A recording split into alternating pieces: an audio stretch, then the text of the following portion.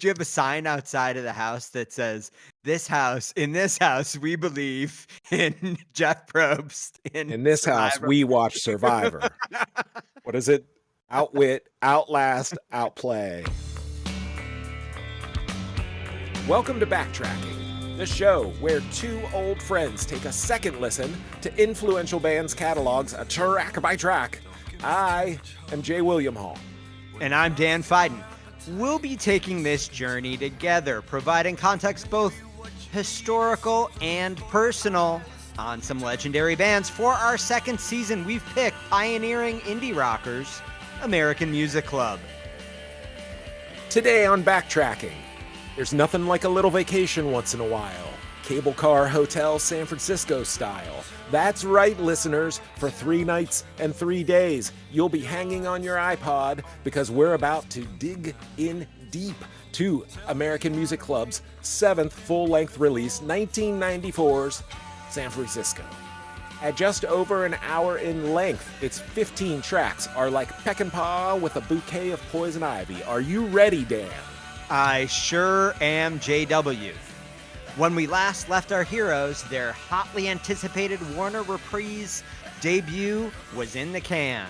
Not unlike the legendary Bruce Dickinson, producer Mitchell Froom had a fever, and the only prescription was sleigh bells. Tim Mooney and the band delivered. The album was released and, as usual for AMC, the critics were rapturous.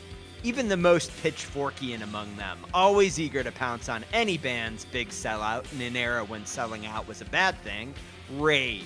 Quote, "We can start chiseling that tablet-marked album of the year," said Melody Maker. The support of a major record label meant a level of promotion AMC had not enjoyed previously. There was tour support, big press coverage, and a video for Johnny Mathis' feat. There was even an opening slot for one of the biggest bands of the moment, Pearl Jam, whose singer Eddie Vedder was a fan. But despite it all, the sales of Mercury stalled out at around 60,000 copies. The band was not pleased. And neither was Warner Reprise. But they were patient. AMC's deal was for at least 2 albums, and so the band prepared to enter the studio to record the follow-up. With plenty of money available from the label, the band had ample options for producers.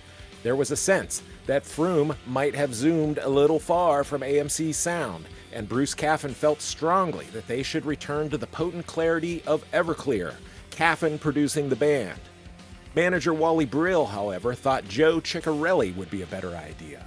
Eitzel agreed, and Chicarelli was hired, an especially painful choice for Caffin, who hated Chicarelli's mixes of his work on Everclear, and coming after a painful slight of the multi-instrumentalist by management during the Mercury tour, Caffin was further alienated.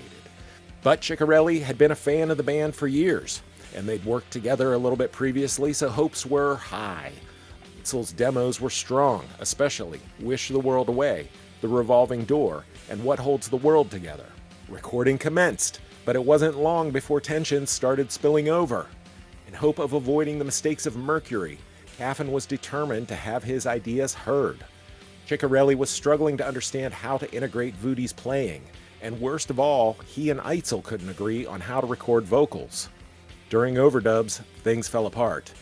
Eitzel and Voodie had lost all confidence in Chicarelli, and as Eitzel fought to take tighter control of the arrangements of his songs, tensions between the members of AMC were high. Things got so bad during the mixing of Wish the World Away that big-name producers Bob Clearmountain and Tom Lord Alge were brought in to help. While Lord Alge's mix of the song was eventually used, no one was happy, and Eitzel was increasingly worried about the astonishing expense of the album. He understood that the money was a debt AMC would eventually have to repay. Eitzel finally fired Chicarelli, and he got management to hire engineer Jim Scott, who later produced Whiskey Town. His plan was to have the engineer help him finalize the record on his own.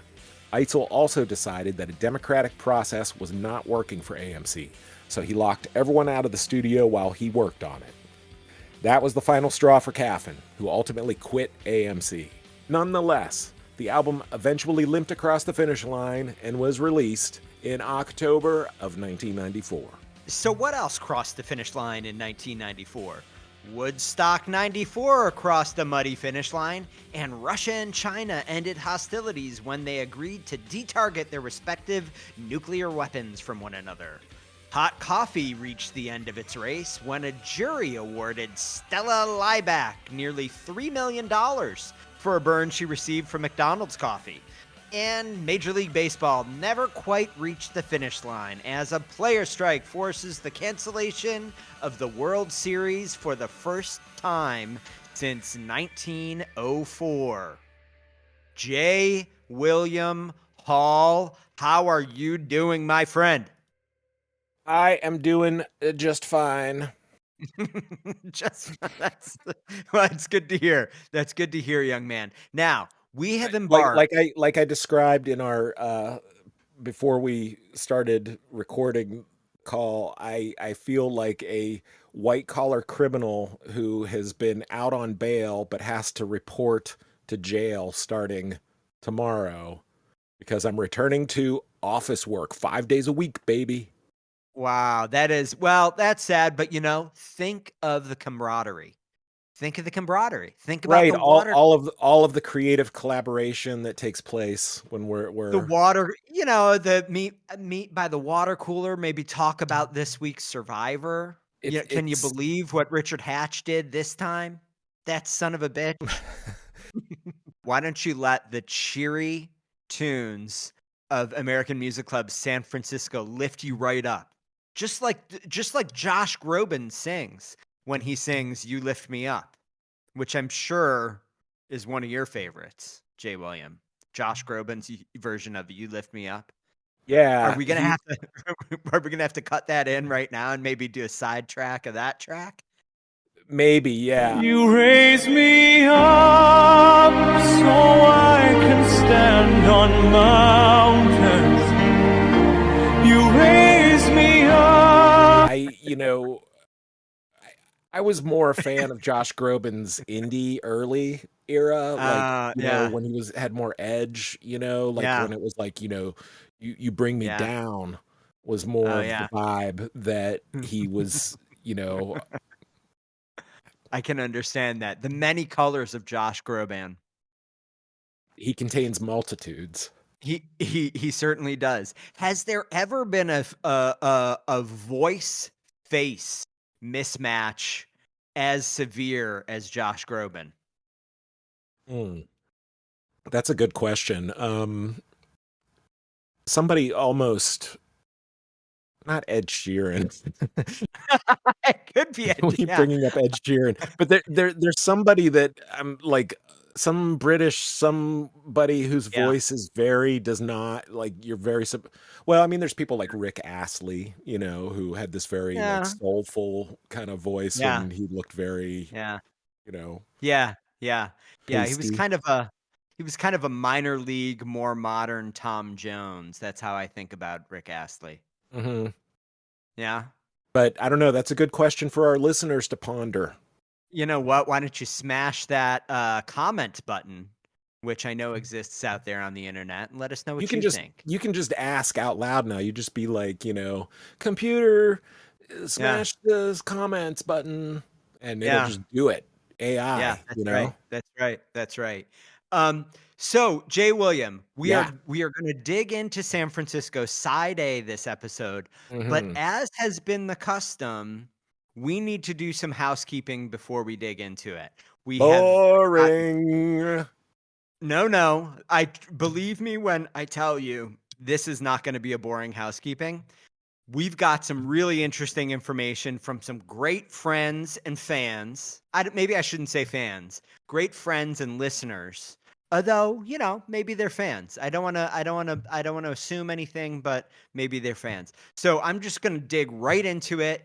Stop me whenever you want some clarification or to go a little bit deeper. But All right. first, we're going to start with resident official, I guess not resident, UK resident, Richard, the AMC archivist slash historian slash, expert on all things that nature abhors.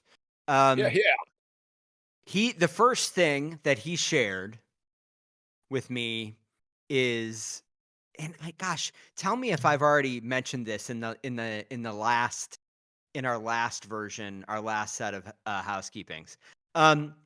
The Everclear demos that we've talked about that are Yeah. available out there, Yeah. these are not the Tom Mallon demos. Oh, okay. These were recorded subsequently. So there are some Mallon demos that exist, but they are not in circulation, and from what I understand are not part of any, hopefully to be released someday American Music Club box set, which is a Mm. project that I think Richard and some other folks are So working on right now. truly lost tracks. Yeah, these are truly lost tracks. I think that they ultimately, when Tom Mallon sadly passed, they um, ended up, I guess, with his surviving wife, who is is not Leslie Mallon, from what I understand. He and Leslie Mallon divorced sometime when he was obviously still alive, and then Ah. he remarried another woman who somehow or another is in charge of So his it's kind of archives. complicated. It's complicated is what you're It saying. sounds like it's a little bit complicated, but the most important thing is that I incorrectly stated that these were the Everclear demos that we've Mm. discussed or we've Mhm. mentioned, we haven't really covered on here, were from those Tom Mallon sessions, but they were not. This Hey, is hey. another demo recording that was done post Tom Mallon's kind of breakup from the band. Okay. So Okay. that Good is info. first. Good info. Second thing that I got totally wrong, completely wrong, I theorized that Why Won't You Stay, Mhm. the opening track on Everclear, Yeah. was about Kathleen's overdose. Ah. And I think there were some textual reasons that I'll stand by that do seem to indicate to me that this is perhaps about someone's overdose. Um, but Richard pointed out correctly, and I was just an idiot for not having noted this, that Kathleen did sadly die, but she died in 1998, not 1989, which is Ah. what I had remembered from Mm. what was obviously Yes. not a very careful reading of the book. Um, but So yeah, so disregard all of any of our previous theorizing. yeah, yeah. So I don't want to tease it too much. There may be a song written about Kathleen after she has died later on in the catalog. Um, but Why Won't You Stay is definitely not that one. Okay, Okay. so two apologies from me. Thank you, Richard, for the corrections. As always, we want to make sure people are getting, you know, the most accurate information possible. Now, we're going to move on. We are going to move on to a very exciting set of emails that I received from a very, very nice young man named Ty. And then subsequently and separately from a woman named Jenny Gonzalez, she of Jenny fame. Whoa. An important member of the American Music Club cast of characters, and her very, very lovely son. So I'm going to kind of go through some things that more generally, Ty, who if you ever, I don't have a son, but if I had a son, gosh, I would hope that he was as polite and thoughtful and kind and talented as Ty, because he really wrote to say, hey, listen, I wanted to let you know your interpretation of the song Jenny was terribly incorrect. My mom was Once not again, are you sensing a theme here, yeah, listeners? well, listen, I'm saying I'm getting some of these wrong. All of the songs with a woman's name as the title, I am whiffing on right now. But he said, listen, my mom is Jenny. She definitely wasn't, that there wasn't some concern that she was going to go home to heaven as a result of some overdose. She was not that person. That was not she'd never had any kind of drug issues or anything like that. She's great, and he basically said, some other stuff about her, but she sounds. Ty was very sweet about his mom. Then he sent, by the way, some Bandcamp links, which I am going to include in the show notes for projects that he's worked on that I think are pretty cool. I think we both listened to them and immediately kind of, for me, evocative of June of '44, kind of Rodin, right? Some of that math rock stuff. Right. Yeah, 90s slow core, math core, slow Yeah, math. what was the label? There was a Chicago label that a lot of those bands were on, wasn't there? And was it Quarter Stick? Quarter Stick. Yeah. Yeah, Quarter Stick Records. Yeah. Yeah, and all Anyway, coming out of the Slint sort of family. yeah, Yeah. Rachel's. hmm Rachel's was another one. Yeah, but I was into it, Ty. Yeah, You it was know, very cool. So everyone should take a listen to that. Elaine the singer is the one that he shared, although it sounds like he's got a few things happening. And he spoke incredibly highly of Voodie, who apparently he had a relationship with through most of his life and still does. Now, Jenny, who really has been super, super nice, has been sharing a number of little anecdotes and corrections. I'm going to go through those really quickly. So, one of them, Voodie and Caffin's band, Jenny said very clearly and strongly, was not any kind of alt country Eagles type country. We were speculating about country and kind of the precursors to alt country, alternative, Uncle Tupelo type stuff. yeah. She said they were very much a classic old school Hank Williams style country band. They used to play at a place called the Saddle Rack on the San Francisco Peninsula. And her recollection was that the band's name was kind of named after the band leader, who was a guy named Curtis Bunch. And she thought it was Curtis Bunch and the Wild Bunch that those two guys played in. Okay. She also stated that in her opinion, Mark Kozelek was definitely influenced by Mark Eitzel. Okay. Her recollection is that Kozelek kind of was around that scene, was much, much younger, and kind of before he got a record label or anything, he really was kind of a, she didn't say it this way, but it sounded to me like he was, a huge Eitzel fan and kind of was there at the shows and really, Yeah. was definitely bought into him. Yeah, that seems evident. Yeah. She also pointed out that the band went to Germany to see Mark Terrell or Terrell. I'm not sure how to pronounce it. But Mark Terrell is somebody who's been in and around kind of the band's orbit really for, I think, most of their career. I think he did. He was a roadie for them or something. Somehow or another, he was a band affiliate. And Road he was manager. in Germany. Some kind of thing like that. And he was the reason that they went to Germany. And then finally, she said that the sandwich shop where the band met originally, we talked about this way back in the Restless Stranger American Music Club Prehistory episode at the very beginning of the season. She said that it was not. I can't remember where I said it was. I think I said it was. I can't remember. Somewhere in San Francisco. It was the wrong area.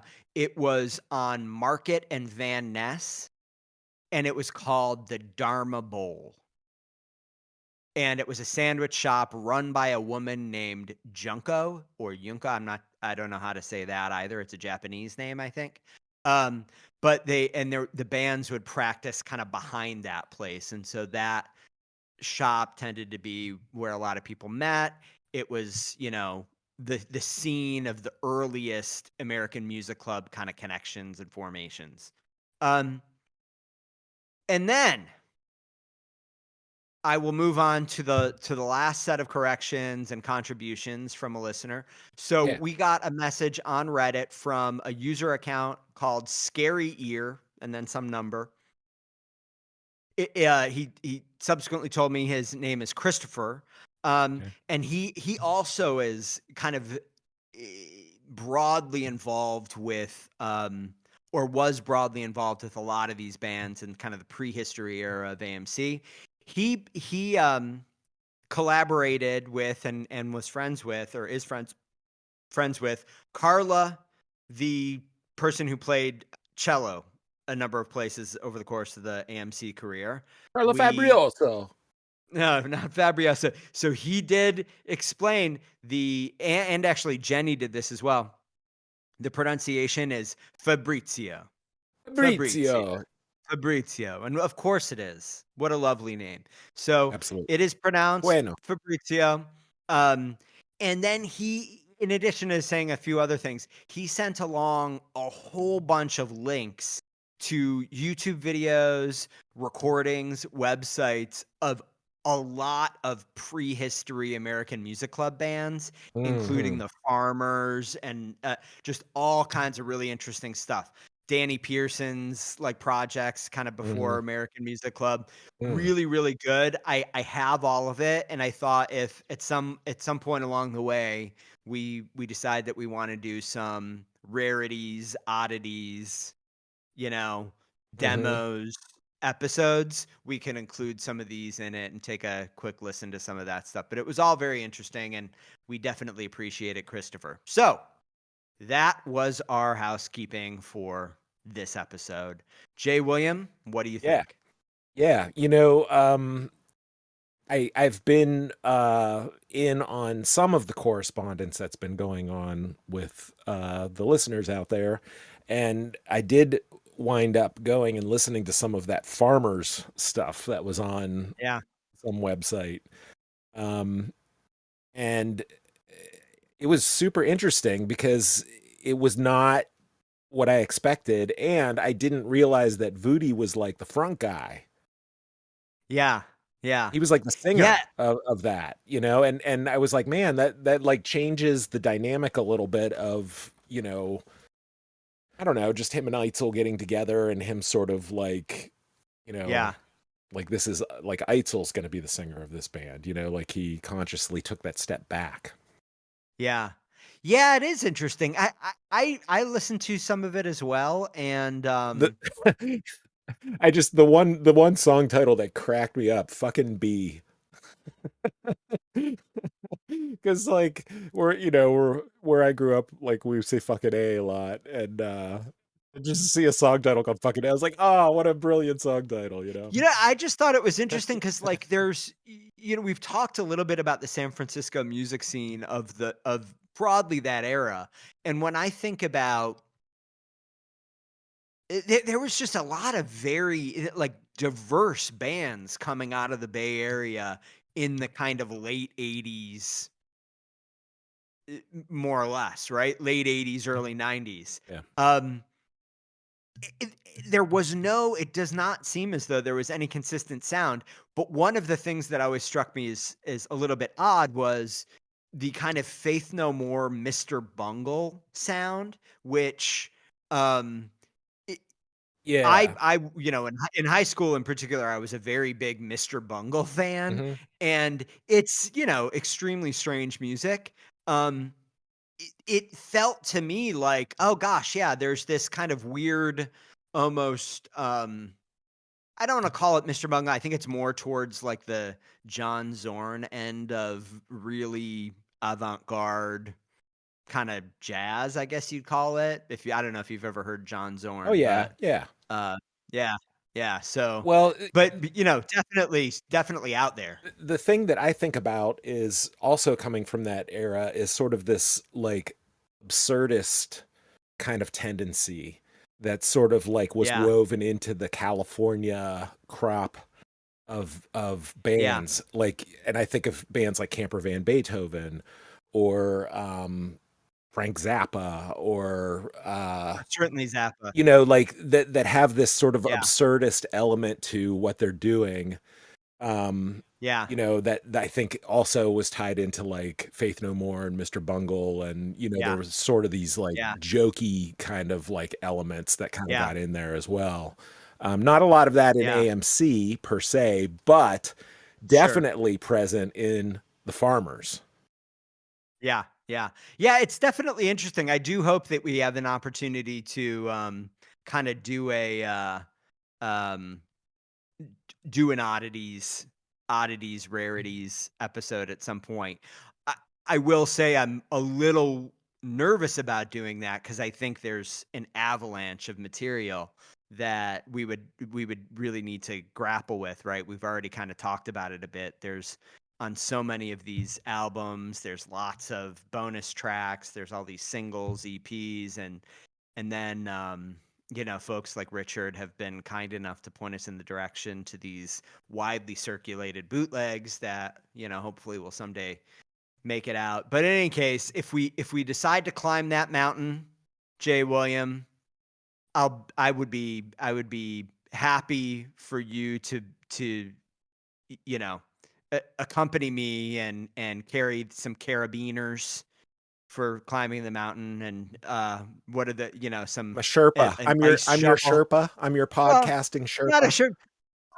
I'm trying to come up with mountain climbing term. Well, I just hey, carabiner. I I'll think be is your the only Sherpa. one. There's no shame. There's no shame in Sherpa-ing. Yeah. I feel like isn't there a name for like when you mountain climb and there's a team of people and belay. Isn't belay another thing that you do when you're mountain climbing? I do believe that is a mountaineering term. Belay, yeah. I don't know what any of these things are other than a Nor carabiner, I. which, Every time I hear the word carabiner, and it drives my wife crazy, I'm yeah. like, Carabiner Queen. Now she's singing in the same dream. You have to like sing something about the carabiner. Yeah. I like that. I like Yeah. that. Anyway, I think you should get her a carabiner to put her keys on, and then every time she takes her keys out, puts them in the car ignition or something, you can sing it. She'd probably love that. she doesn't want to hear it any more than she already has to, because All right, well, 2 or 3 times a year there's some situation where we have a carabiner yeah, present. yeah. Anyway. All right, so why don't we dig into it? This is the longest album Mhm. that AMC has recorded to date. The original version of the album without the various bonus tracks and things like that is 60 minutes and 50 seconds. So we've got to keep our pace up here. Yeah, so It was released. Sorry, go ahead. no. Please, Do no. the basic stuff first. Do No, the no, no. basic stuff first. No, basic stuff Basics. first. Okay.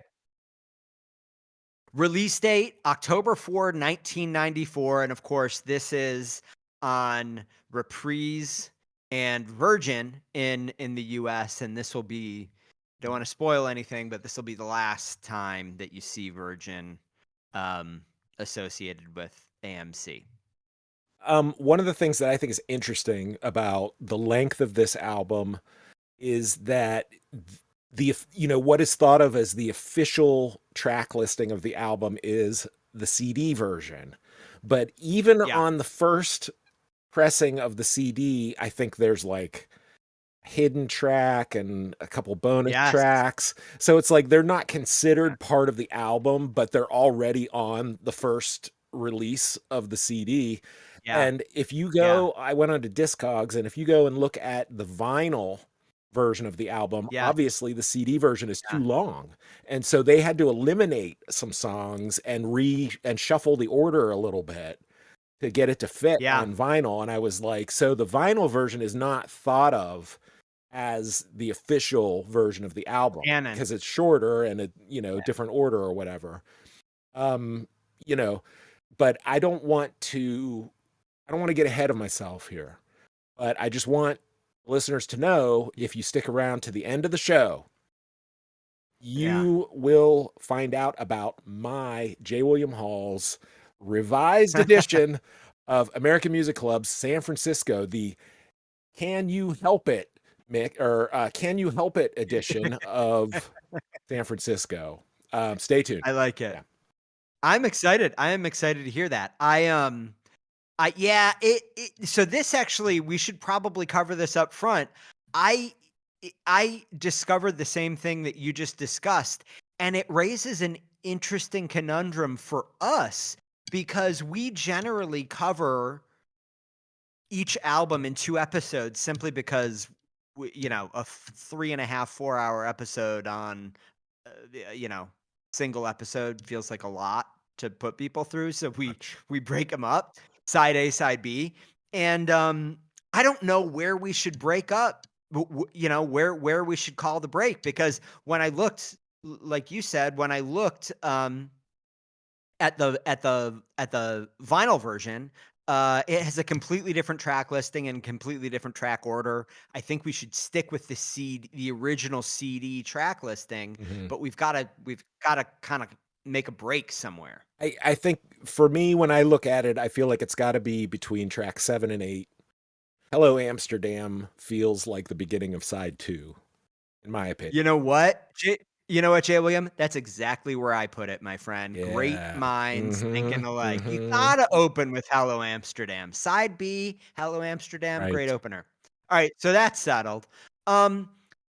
Now we're going to get into the cover. We're going to get into the production, which is going to be a long conversation, I think. But before that, I want to share one little anecdote that I, upon my reread of Sean Body's book, Wish the World Away, I discovered, and I actually thought was really interesting. So as we talked about in the scripted open, there was a little bit of a Pearl Jam American Music Club fling. And you got to remember, this is when Pearl Jam is absolutely, massive, one of the biggest bands in the world. Yes. Like, they really were huge, right? Riding high. I believe this is probably prior to the release of their second album, Versus, but after the release of 10, which was, an incredibly big album. Right. So apparently the band was, Eddie Vedder in particular, had been an American Music Club fan for quite a long time. And there are a couple of little anecdotes in here, but one is they went down and jammed on stage in San Francisco with Eitzel. Vedder and the bass player, whose name is I think Jeff it was the bass Ament? player. Yeah, I think it was Jeff Ament. Yes, Jeff Ament. Went down, joined them for a couple of songs live on stage at a gig. One of the songs was Bad Liquor that they actually did with them. And unlike what we just talked about, kind of Bob Dylan and Eitzel not wanting to kind of share the stage with them, apparently everyone had a really great time. Like, even they all thought it was actually fun, and they got along well with those guys. And that's what led to them opening on the West Coast leg of Pearl Jam's tour. And so they opened AMC opened quite a few shows for Pearl Jam, really at the height. But the second thing that I just couldn't believe, there was a quote from Eddie Vedder from an interview that he did at some point, around this time, following this time, where the interviewer speculated that the section in the song Black, I don't know if you know the song Black. Pearl Sing Jam it for me. Sing it.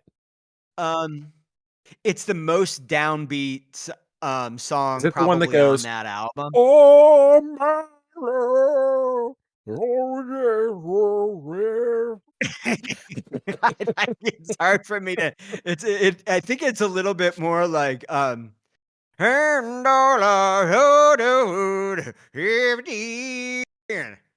that. Yeah. You recognize that? Yeah. Is it that one? Yeah. Okay. Yeah. Yes. Great. Yeah. I love it. Yeah. So that's the song. So there is a line in that song that Vedder sings kind of towards the end that's like, I hope someday you have a beautiful life. You'll be the sun. Like, that's kind of the end. The writer was like, I feel like that's like he ripped what was inspired by American Music Club, when he sings please be happy baby, please don't cry. Ah. Mhm, Yeah. mhm, And mhm. and I and smell Vedder lawsuit. Eitzel v. so Vetter. Vedder the writer asked Eddie Vedder this, which I actually like. I would not have recognized those as being related at all, I have Yeah, I to mean, admit. that's But subtle. the writer throws this question out, and Vetter's like, "Yeah, that's totally what it's from. I can't believe you got that. I didn't think anybody knew American Music Club," Hey, hats which I off, just man. thought was so funny. Yeah, hats off to Yeah, Vetter. really cool. Well, just I had never heard that connection before, and so I'm not super. I haven't followed Pearl Jam like after the first album. No, Like I have the first album, but like I didn't stay with them, and they're one of those bands that seems to be universally sort of held in high regard. Like their artistic integrity is still sure. considered high or whatever. But like, I Yeah. wonder for maybe for listeners out there who have an opinion on this, if Eitzel's songwriting influence or the American Music Club sound, is there evidence that it's sort of crept into the Pearl Jam DNA, like beyond, Yeah. their first album, obviously? Because I know that like Yeah. my general sense is that they've gotten more like, more Americana elements and, kind of mature songwriting, I don't know. Um, It's a great question that I cannot answer because I think, like you, and probably more than you, I really like that first record. Didn't like that second record quite so much, Versus, and then totally kind of lost the band after that. And I have heard some of the later albums, but they're one of these bands that, like, if you go to like their, Apple Music page or whatever, they have about 87,000 releases yeah. because they release all of their, not all, but like kind of like the Grateful Dead, they The release live like, shows, yeah, official release yeah, live like, shows, yeah. yeah, so it's like there were, 300 live albums in the listing and then, some number of studio albums in there. Um, Probably not going to be a candidate for backtracking subsequent seasons, although I'm a fan. Well, Although I'm like a I fan, said, like for some I don't reason I feel. have this level of like, respect, like, Pearl Jam respect, Yeah, but I have not actually like I can't name any songs like after the first album. yeah, And yeah, no disrespect, but I yeah, it's do I interesting. do wonder like, since AMC obviously, Sure. like they had some kind of connection there, like did that creep into Pearl Jam's aesthetic in some way, Yeah, going forward? yeah. Like, I don't know. Just I asking. think I'm there's just asking. only one way for us to find this out, and that's to have, that's right, Eddie Vedder on backtracking. Mr. We Vetter. are gonna make that happen. Yeah, there's no question he needs to come on here. What better platform to promote whatever it is that you wanna promote? Your new Pearl Jam album, your various charitable causes, who knows? But I think it's time for you to finally speak out on American Music Club, so let's make that happen, Vedder. What other media outlet has even given you the opportunity? Save that one question you got one time, you know, Yeah, about one line in a if song. that's right. That's right. If you want to reach the extremely valuable American Music Club fan base, that kind of 50 to 70-year-old depressed demographic, um, there's no better place to do it. So you could come on, you could do a partnership with, you know, Zymbalta or some other, prescription medication, right? I remember one time seeing an interview with AMC somewhere where Eitzel and Voodie were joking about them being sponsored by Hair Club for Men. It's pretty And funny. the It's joke pretty gets funnier the older I get. funny. So Yeah. All right. So Pearl Jam is that now. We have to get into the cover. We have another painting from Gene Lowe. Gene Lowe, Gene, by the Green way, Genie. who I found out from Jenny Gonzalez was part of their little friend group. Ah. And Gene, I believe Jenny said they went to high school together down in the Palo Alto area, and then maybe that's how they all got connected. But Nice. Gene Lowe, another painting. I will say, J. William Hall, I love this cover. I actually think this is my favorite American Music Club cover to date.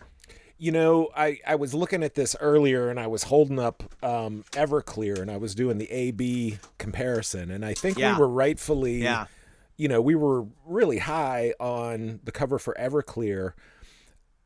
But I actually give the edge slightly to this cover for San Francisco. And because the central image on it, you know, it's a little bit kind of like, it's odd, you know, but like the central image of like somebody shining a flashlight down into the ocean, like looking for something, and it's evocative, and it feels like more like, you know, for Everclear, we talked about how it's like, it's the leopard either killing or hugging the crocodile. And it was like, what does that mean? Like, it was hard to really like figure out any meaning behind it. But this one for San Francisco of the boat and the flashlight going into the water, I feel like feels more like, you know, you're searching some dark ocean, you know, for something, and that feels more like AMC to me. Yeah, I just think it's a lovely, well balanced, beautiful cover.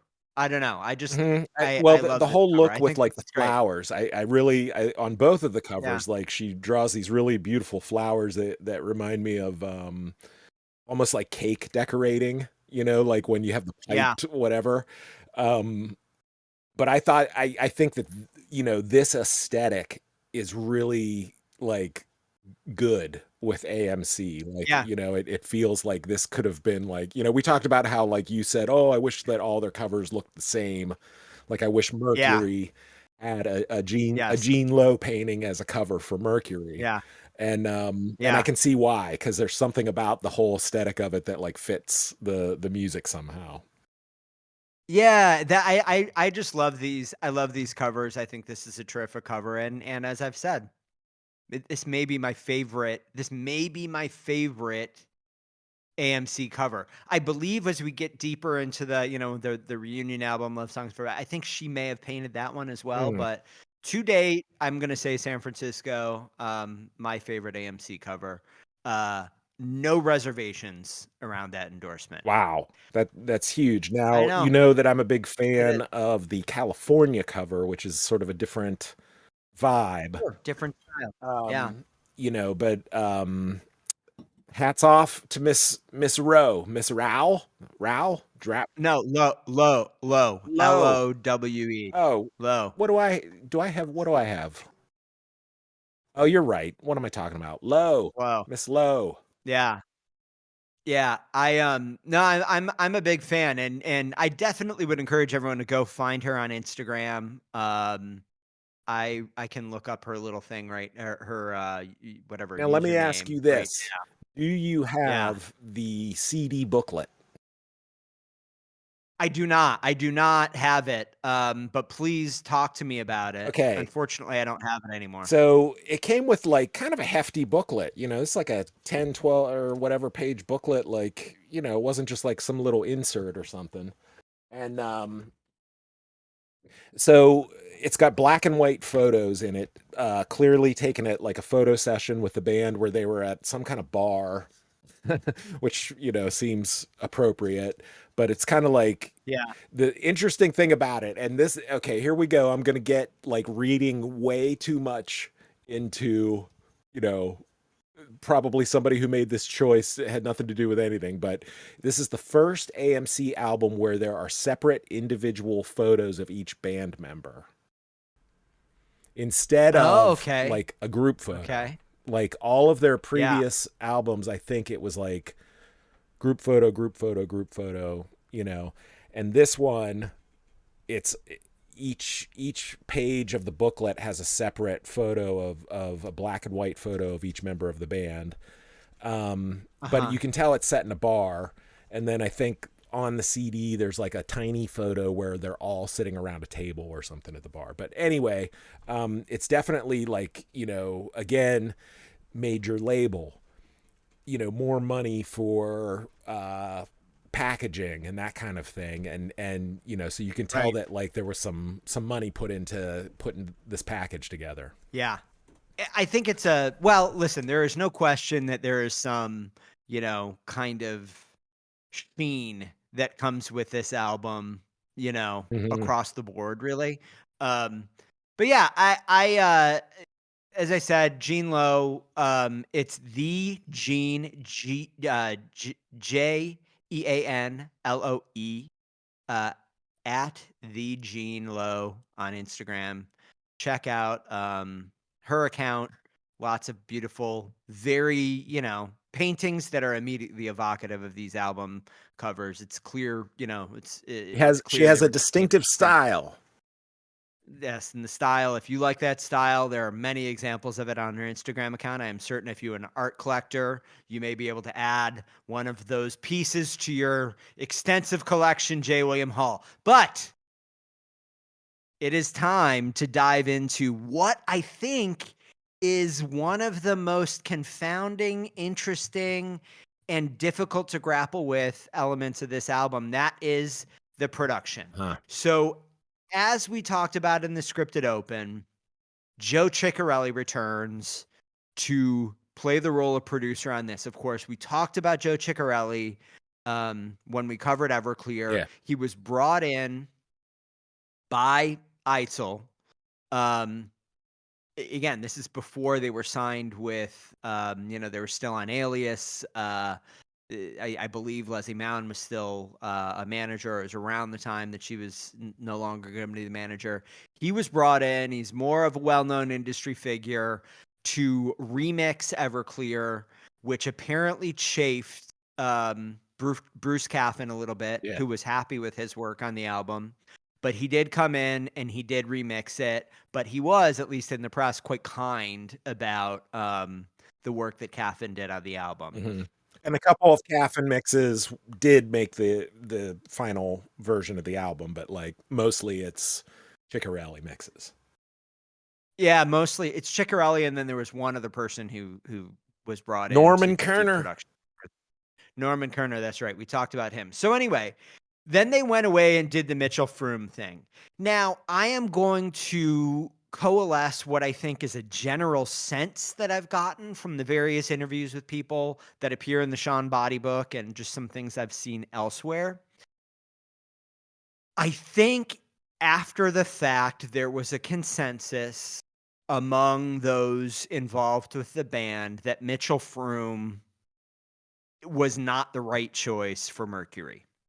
That the album ended up being a little bit too far afield from where American Music Club had been going up to Everclear, and was as much an example of his taste and his aesthetic as it was the band's, and that it was just a little bit too strange to be the commercial breakthrough that I think everyone hoped it would be. And so when they went about making a decision on the producer for San Francisco, which they knew would, you know, was a make or break album for them on Reprise, it was the last album in their contract. And if it didn't perform, you know, very unlikely they were going to be picked back up. There was clearly some thinking that went into who to pick for a producer, or at least you would think that there was some real thinking about it. You know, Reprise had provided a generous budget to the band, so it wasn't that, you know, they were constrained by money, certainly. But they ended up, you know, selecting Joe Chicarelli. This choice, in some ways, I think makes sense, right? He was involved in Everclear. But he is not a member of the band. He does have a little bit more, you know, kind of commercial, more of a commercial resume than the folks in the band. So I think there's some logic to why they picked him. Here's what I noticed when I dug into Joe Chicarelli. Yeah. He's a West Coast producer. Clearly, he must be based in LA because so many albums and bands that he produced are LA or West Coast or, including Oingo Boingo, Pat Benatar, Lone Justice, Steve Wynn, Grant Lee Buffalo, a Tori Amos before she became famous under her own name. She made these like 80s attempted at like sleek pop albums called Why Tori Can't Read. Why Can't Tori Read? He produced that album. And then later on, after AMC, like in the early 2000s, he worked with the Shins, My Morning Jacket, Morrissey, and Spoon, among others. So anyway, he's like, he's like A-list indie, I guess is what you might call it. Like sort of like, the indie bands that get to be, on the breakthrough or on the cusp of mainstream popularity. Now it's interesting. Can we dig in a little bit here? What Grant Lee Buffalo album did he do and what year was it released? Hold on a second. Hold on. Because you probably remember I was a big Grant Lee Buffalo as fan. was I. Huge fan of the second album, Copperopolis. That's what I'm trying to get back to. Oh, geez. I'm on the Joe Chicarelli. But I remember, I think one of the things that was interesting about Grant Lee Buffalo was I do remember those albums, thinking that those albums sounded really slick and big for a band that was not like, Grant Lee Buffalo, it's interesting. A huge band. Like now that I think back on it, it's like they were kind of working with some of the same sonic sort of territory as AMC, like they were kind of combining Americana stuff with indie stuff and very emotive singing. So that is sort of like a crossover that I hadn't, or a connection I hadn't really made before.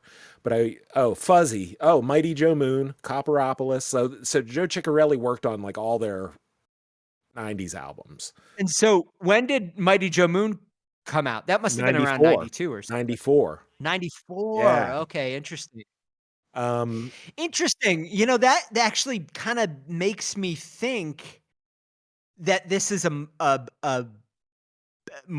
even more logical choice. What is more logical? Because I selecting Joe Chicarelli here. Oh yeah. I mean, while I'm very sympathetic to Bruce Caffin, and I do think that ultimately something happened on Everclear that coalesced the band in a way that just had not happened previously. So it's impossible to know without hearing the Caffin mixes, But gosh, like Mighty Joe Moon was a great sounding album. Yeah. I mean, I love that album, and I think some of this stuff that Chicarelli has worked on has been really good. I have to wonder, because at this point AMC had that new management, right? That they were a little more connected in the industry and stuff, and so maybe all the West Coast connections were kind of coming through. I also noticed that Chicarelli produced another band that was on Alias Records called Throneberry. So it's like I feel like there were probably a lot of ties that made it sort of like this is a logical choice, but I can understand why Caffin would have been a little bit like, come on, man, like he was probably already sore about, what happened on Everclear, and then they're like, oh, we're going to get the same guy again, it's like, it's a little bit of salt in the wound. Well, I mean, I can imagine, especially, I think it's even worse than that, right? Because it's like, Everclear, clearly something happened on that album. I, again, never know. I would love to be able to speak to the members of the band to kind of ask about this, but it does feel, at least to me, as though Everclear represents a real transformative album for them. And then they go over and pick Mitchell Froom, kind of, first they kind of like Caffin produces it with the band, but then he kind of gets punted off the mixes. Then they go with Mitchell Froom for Mercury. And then in retrospect, they all kind of think, well, that was not the right choice. So Caffin's like, hey guys, maybe we can not make the same mistake again. And let's just kind of build on what we did in Mercury. And that seems quite logical to me. But I can't say with those credits that Joe Chicarelli is a bad choice. And I certainly don't think the mixes on Everclear are problematic. No, yeah. I mean, but I will say that this album does wind up sounding different, than Everclear, certainly, like overall. And so it makes me wonder if, like, even if Caffin's mixes weren't ultimately used for a lot of Everclear, he built the album, you know what I mean? Like, he oversaw the recording, and then another guy came in with fresh ears or whatever and like just worked with what Caffin had captured.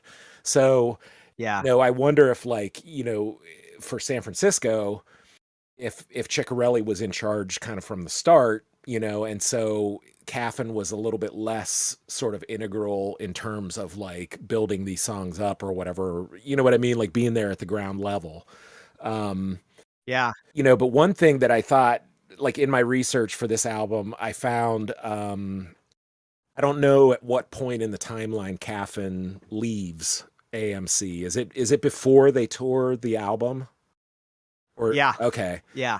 Because there is some live footage out there of AMC as a 4-piece without Caffin. Yeah. Performing some of the songs from this album, and they're really good. Like I'll I think the performances are really cool, and it's interesting because it's like, it's emptier, because Caffin's pedal steel sort of padded out the sound, and they built this whole sound around that, and then suddenly it's like minus that.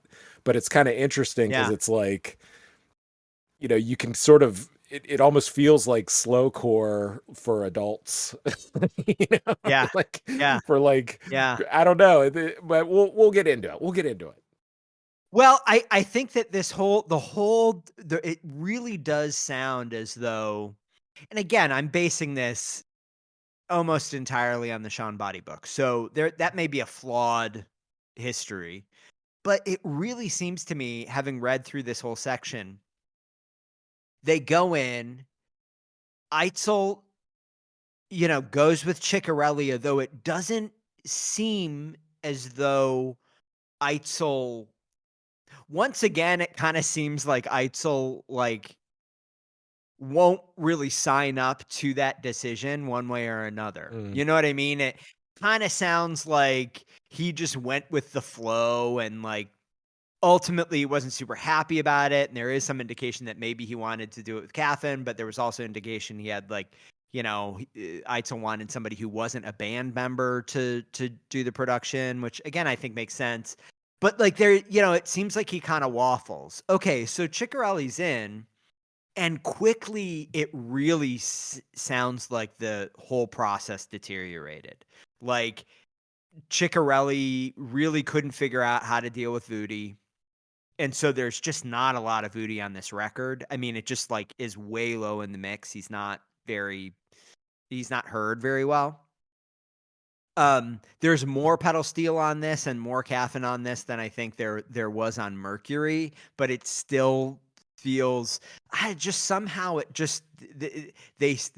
don't get back to that Everclear sound. But in any case, Chicarelli's on it through all of the initial tracking, but it really fell apart when they start doing mixes. And apparently Eitzel is very concerned about the amount of money that's being spent on the recording. He's like very sensitive to this issue. Yeah, because he knows he's going to have to repay it.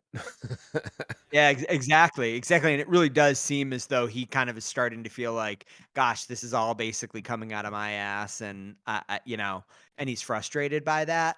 But like Chicarelli like cannot figure out how to get mixes that anybody likes, and so he's doing basically 3 and 4 mixes of a song and then just saying to the guys, which one do you like best? And then they kind of say, they don't like any. Then he just says, okay, I just need to do 3 more mixes. And then he brings in Clear Mountain and Lord Algae to do it. And Eitzel's not happy with those guys really. And and I guess by the end of it, Eitzel has this sense that like Chicarelli has just kind of lost his shit. He has no sense of where to go next.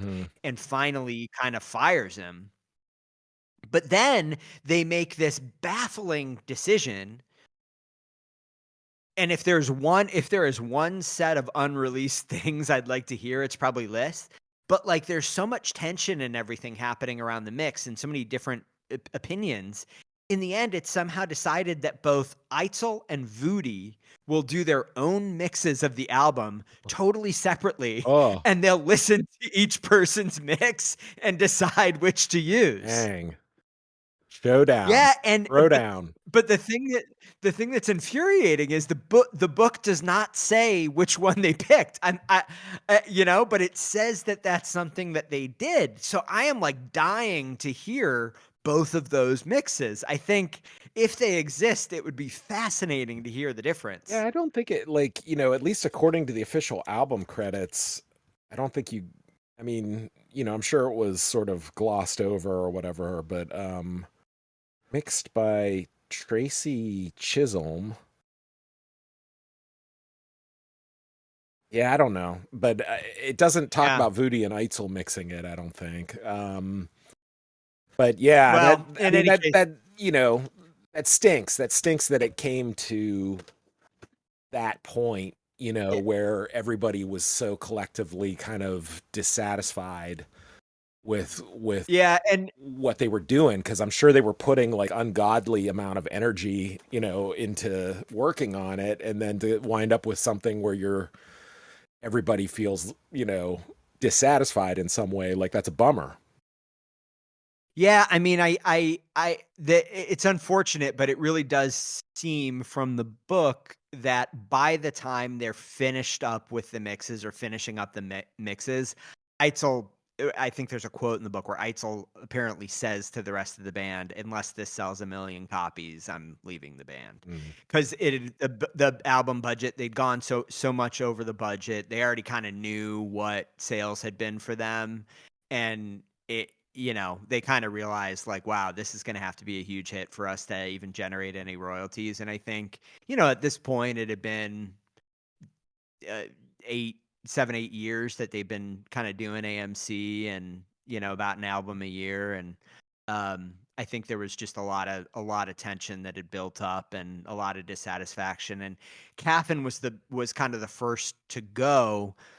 And then they talk quite a bit about that tour where they try and tour as a 4-piece. And it's really interesting to read the quotes from Eitzel about that era. He basically says it comes across as saying like Caffin was really my counterparty in the band at that point. Like so much of what I did was kind of like based on the back and forth between me and him, that when he left the band, Eitzel just kind of was like, he did not like the rock direction they had to go as a result of Caffin leaving, and just apparently really, and San Francisco had already released by the time they were doing those shows, and they kind of knew that it wasn't going to do well enough commercially for it to make a difference. So it sounds like a lot of those shows kind of following San Francisco were the band was pretty unhappy. They just weren't getting along. Eitzel didn't like the sound. They kind of knew it was a dead end.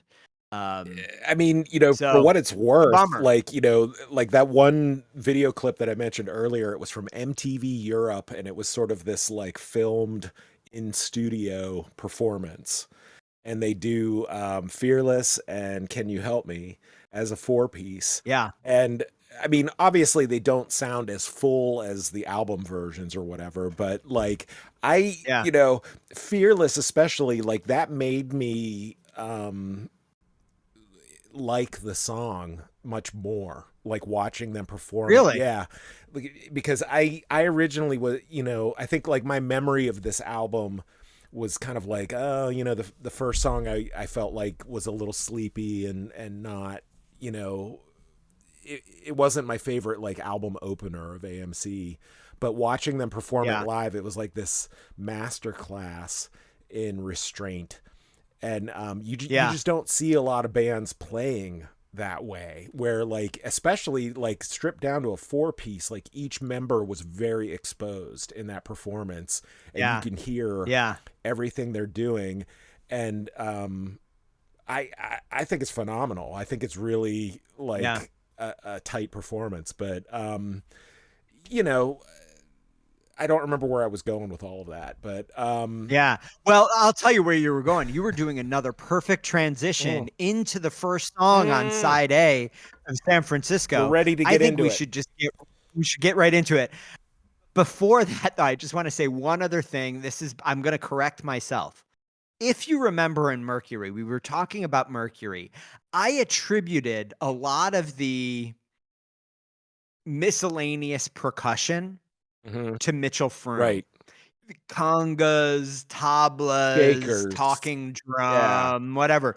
Sleigh bells. The use of sleigh bells was next level. I just kind of considered that was Mitchell Froom. You listen to this record, there is not quite as much as on Mercury, but it is all there. And so the only thing I can say is this is Tim Mooney. It's a Mooney Tim thing. Mooney. Yeah. Tim Mooney, that's what changed from Everclear to Mercury. The sleigh bells showed up in Tim Mooney's little gig bag, and the auxiliary percussion. Yeah. I want to acknowledge that I may have I may have unfairly indicted Mitchell Froom for the before you let him completely off the hook, I've heard enough Crowded House albums to know there is a significant amount of auxiliary percussion on those albums as well. So I think what may have happened is that Froom and Mooney had, like a meeting of the minds. Meeting of the mind. Yeah. You know what they might say about the use of auxiliary percussion in Crowded House songs? There are sleigh bells within, there are sleigh bells without. Yeah. All right. Hey guys, just a little Crowded House joke. Hey. Just a little Crowded House joke. Keeping it fresh. Hey now. You might even say, hey now, hey now. Hey now. Hey now. Don't dream of sleigh bells. Okay. We are going to dive into side A, Fearless. 4 minutes, 34 seconds. Why don't we just give it a listen? Lost again. Am I lost again? I closed my eyes and kept on going.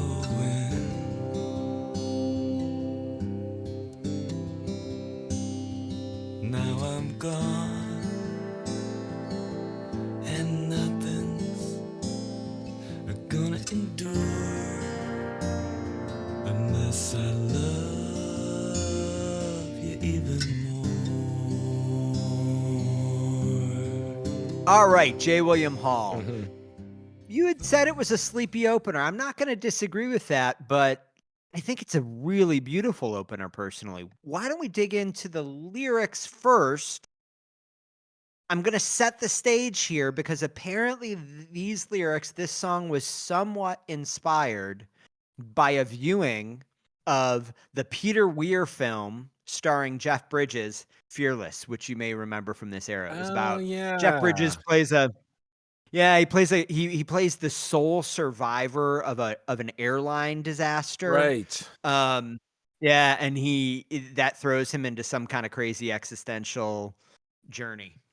Yes, I do remember that movie, and I'm not really good at remembering like details and plots of like movies I watched 30 years ago, but I remember that one a little bit more, and that kind of throws my interpretation of the lyrics for a loop, I'm afraid. Yeah, go dig into it, because when I interpreted the lyrics, I read that this was, Sean Body says this is the case, the Fearless connection, but it is not something that I really got a lot of out of my own reading. Well, I guess my overall interpretation of the lyrics is that, this is more a song about love and Yes. about the nature of love and about Yeah. sort of the concept of like, in order to receive it, you have to give it, and that's sort of a Yes. continuous process. That's my interpretation of this song. Yeah. I I think that's a great interpretation. One of the things that I really find interesting and beautiful about this song, but I think it is a transition for Eitzel. This is a very hopeful, romantic, decidedly undoomed song, right? Mhm. This is not a love song where Eitzel is constantly thinking, Yeah, how is this gonna end? right. I'm gonna fuck it up. This is doomed. This is actually a love song where, in a very interesting way, the verses are just, I think, kind of unapologetically lovely and sweet and romantic. And then he has this very interesting lyric in the, I guess, the bridge, um, which I think is a really, really great set of lyrics. I'm just going to read it real quick. A stubborn heart can stay broken forever, but someday the tightrope's going to break. And will I fall into a cool, cool river, or will I fall into a frozen lake? And my read of that is actually he's talking about the tightrope breaking, falling in love, a Mm, literal falling. yes. And then is that relationship that he falls into, is that going to be a cool, cool river? Right. Or Refreshing. will it be something, yeah, or will it be something more frightening? Yes. A I frozen I lake. I think a beautiful sentiment. I think a beautiful, beautiful song, beautiful lyric. I agree, and I thought it was again watching the live performance. It hit me more strongly, like kind of watching them perform it and really hearing the words very clearly, focusing on them, but also just the intricacy of the song itself. There's a lot of just unusual chord changes and it's sort of pop in structure, I mean, it's not like Yeah. it has like a repeating chorus kind of thing. I mean, the "Unless I Love You Even More" part, but um, there's something very uh just unusual, like compared to, especially of the era, like, because I mean, we're talking about the Yeah. height of like the post grunge, when grunge had invaded pop and everything was big, loud, grungy sounding Yeah. bands. And, and that still touched this album. Like, we'll get into that. But like this song is like 180 degrees from that Yeah. vibe, Yeah. Yeah. and it is an unusual, he's singing about love, but in a positive sort of way, at least not in a Yeah. doomed way. Yes, that's right. I think it's a great side of Eitzel that you're really just starting to see, I think, at this point in the career. So on the music, J. William Hall, Mhm. you started to talk about it a little bit. I One of the things that struck me as I listened to this, that that gorgeous pedal steel Mhm. is back right up front in this song. And it really, I almost felt like, gosh, is that a statement by the band to kind of the listener? Like, okay, we're kind of going back from where we went on Mercury, and we're going to give you a little bit more of, what it is that you may like about us. I may be reading too much into that, but that was definitely how I felt. I was like, oh man, so nice to kind of feel that languid, Yeah, atmospheric I pedal mean, this is steel. definitely like the classic AMC opener, "Why Won't You Stay" vibe, or even back Yeah. to Big Night, like it opens on an evocative kind of like dreamy uh, sort of scene or whatever. Um, yeah, and you're right that the pedal Yeah. steel is more prominent or noticeable, kind of early in this song. So it's like Caffin's back, baby. Yeah.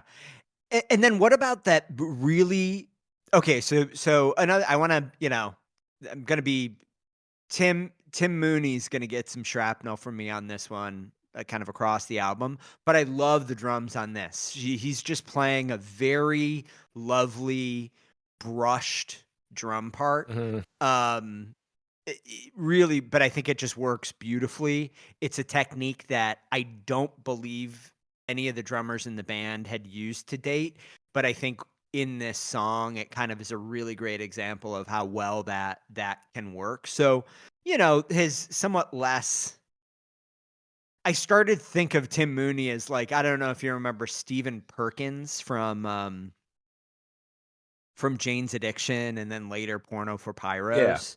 Um, like he I think of him as as like a rock drummer who frequently does kind of non-traditional rock things. Okay. Plays kind of more percussion, just I don't know, just little bit of a Yeah. different kind of a drummer. I think of Tim Mooney as being a bit like that over the course of this album, I think. But yeah, here is an area where I think it works really, really well.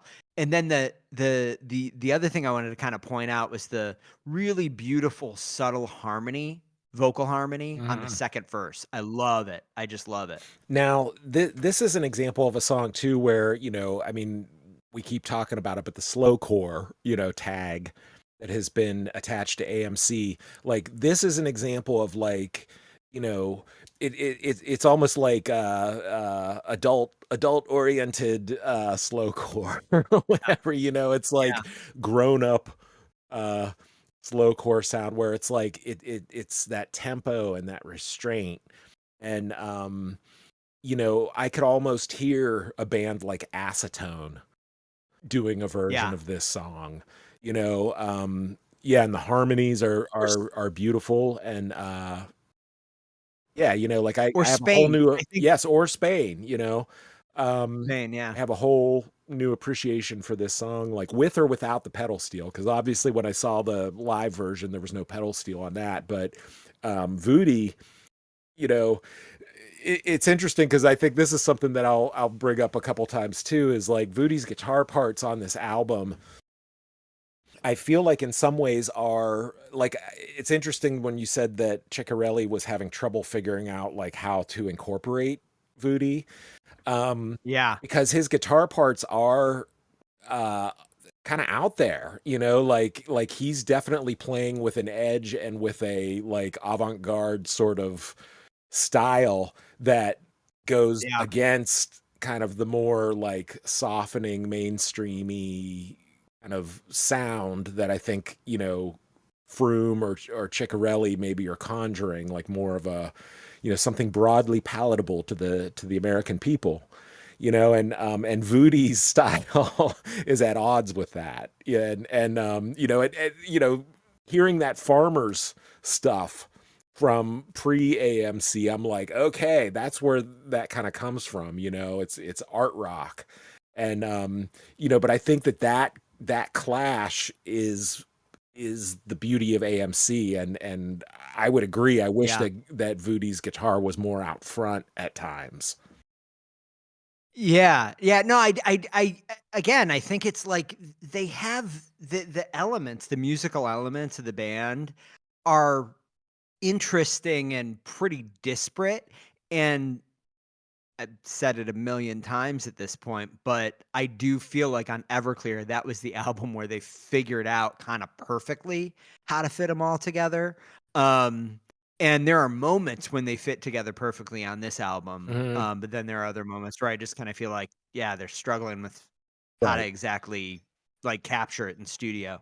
Um, But this one, they but captured now, it. This one, I think they got it. totally, totally. I just have a quick question for you. Yeah. There's that second verse. There's this guitar part that I love that's just like I think it's just like the root of the chords, just a single note being played. And I couldn't tell if it was like just an acoustic guitar, if it was a mandolin or something. But it's just a very simple little guitar part, but it's high up in the mix and it really is beautiful. But I couldn't quite figure out like what the instrument was that was playing it. I, Not ringing any bells. not offhand. I'm sorry. Oh, that's all But right. That's all I right. mean, That's I'm all sure right. there's definitely Mando on this album. There's got to be, right? Yeah. All right. Well, listen, are we ready to go on to track 2, Yes. Jay William? Yes. Now, the track 2 is It's Your Birthday, which somewhat coincidentally, Hey, dear it is listeners. in fact my birthday. We're going to cover It's Your Birthday on my birthday. Hey, listeners. It's It's not just any birthday for Dan here today. This is a big one. A big one, yeah. right? Yeah. Yeah. That's right. 50 years old. A 50 years half old. century. That's wow. Depressing. A little bit depressing. Are you depressed by it? No, not really. I'm not actually. I'm not. I'm in good health. Knock on wood. Well, I don't have anything to complain about. I'm backtracking American Music Club. What more is there? Honestly, this should be the traditional way to celebrate a 50th birthday. Yeah, by backtracking American Music Club. I think this is a new tradition that people, when they turn 50, Yeah. they have to record an episode of Backtracking American Music Club. They have to pick their album and do it. Okay. Well, I will. I will definitely. I'll advocate for that since I've done it. I think that everyone should do it. Or even better, you can just listen to. You can listen to us backtrack American Music Club. What better way to celebrate than to just do a, binge? Why don't you just binge season 2 of backtracking? You can do that. It's a little bit lazier, but we are getting older. Hey, we're getting older. So It's true. you only That have is so true. much energy to spend. You know what I mean? That's right. All right. Well, listen, enough of that. We are going to listen to It's Your Birthday, 4 minutes and 33 seconds, side A, track 2. Here we go. They're gonna see your love as worthless and wrong. The eyes of the world leave you with nothing. It's your birthday, baby. Here's a gift, you should take it. It's your birthday, baby. Here's a gift, you should wrap it. All right. There it is. Now, Jay Williams, why don't we dig into the lyrics first? Okay. Do you have a thought here? So reading through the lyrics, to me, it sounds like another sort of, Bukowski-esque kind of scene, maybe set at a bar Yeah. or somewhere. It seems Yeah. like, and again, like, dear listeners, like, I don't know the first thing of what the hell I'm talking about. So, but to me, Okay. it sounds like the singer, if it's Eitzel or whatever, is in a bar and it's late and are, maybe looking to pick somebody up or to be picked up or whatever. And maybe it is a trans woman who like is Okay. the person in question. Okay. Is that true? All right. Yeah. Now, I honestly, I had a tough time getting into these lyrics. There are definitely moments here. There are definitely moments here that I kind of got the same thing as you, but I didn't have as coherent a story. I did, however, say even though she hasn't been a girl for very long, Right. Well, is a that seems is like a confounding it seems like an line. important, a key detail. Yeah, it could also mean, of course, that she's young. Well, even though she hasn't been a girl for long. Yeah. Yeah, if you're, let's say you're a young, I don't know. I don't, you, no, I you don't think you don't like that. You don't like that? that is not my interpretation. I know. I think that's It is an no, interpretation. I'm just saying I honestly didn't know. I thought about that line and I don't know. So, But what I will here's some say more here. evidence. Here's some more evidence. The Okay. verse about the eyes of the world see what they want to see.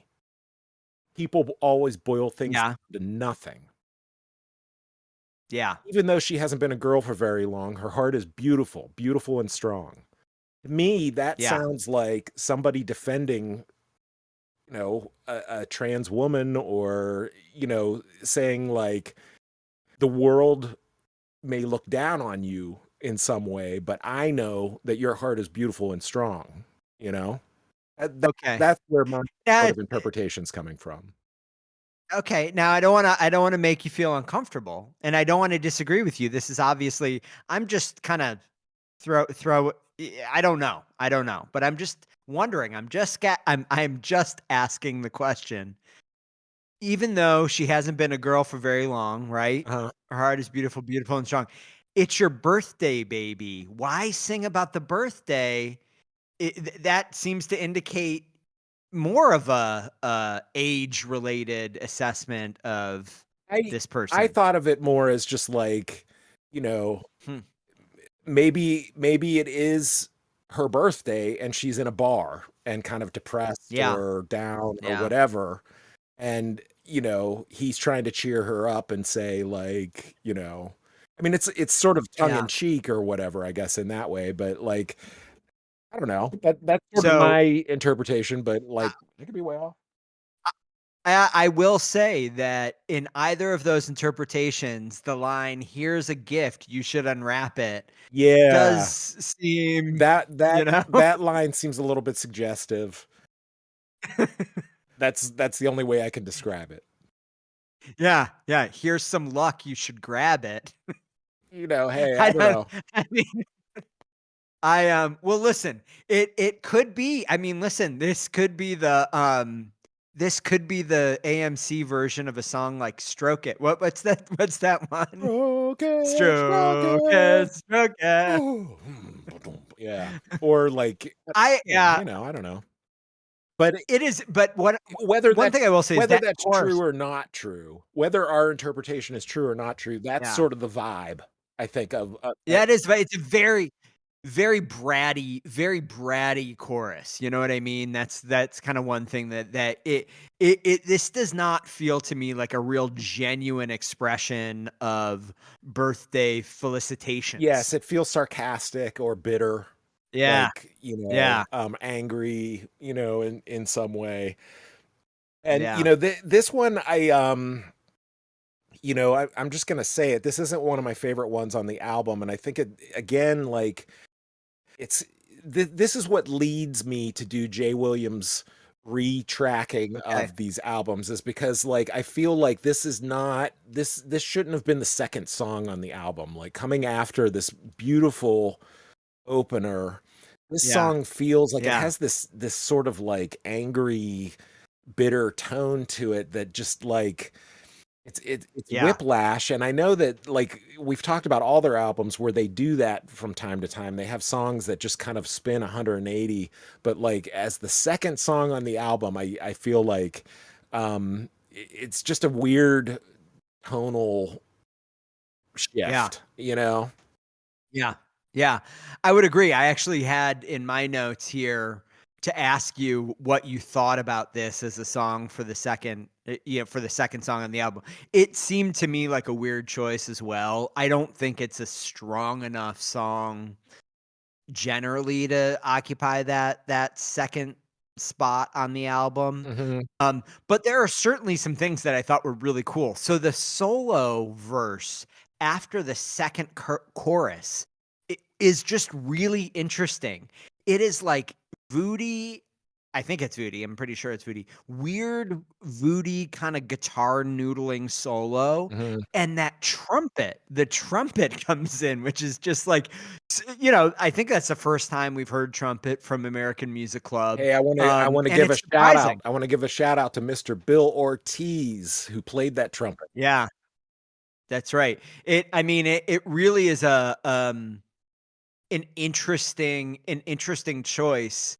Um, I still don't think it kind of, justifies selection as the second track on the album, but Yeah, it's, well, the one thing that I really noted on this one was as soon as it kicks in, the it kicks in with this sort of repetitive bass riff, this kind of like circular, like do do do do do do do do do, and it sounds to me so much like Echo and the Bunnymen, Over the Wall from like the early 80s.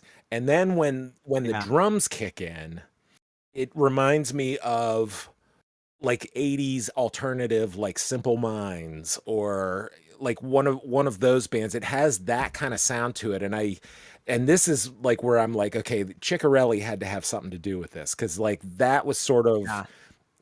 I don't know, like more the era where I think he sort of came up, and it has this, yeah, like just this big sheeny 80s kind of sound to it, which I think was extremely out of step with what was hip and happening, in Yeah. alternative music in 1994, and Yeah. and so for a lot of reasons I'm like, I don't know if this song was, good as a Yeah. second track. Yeah.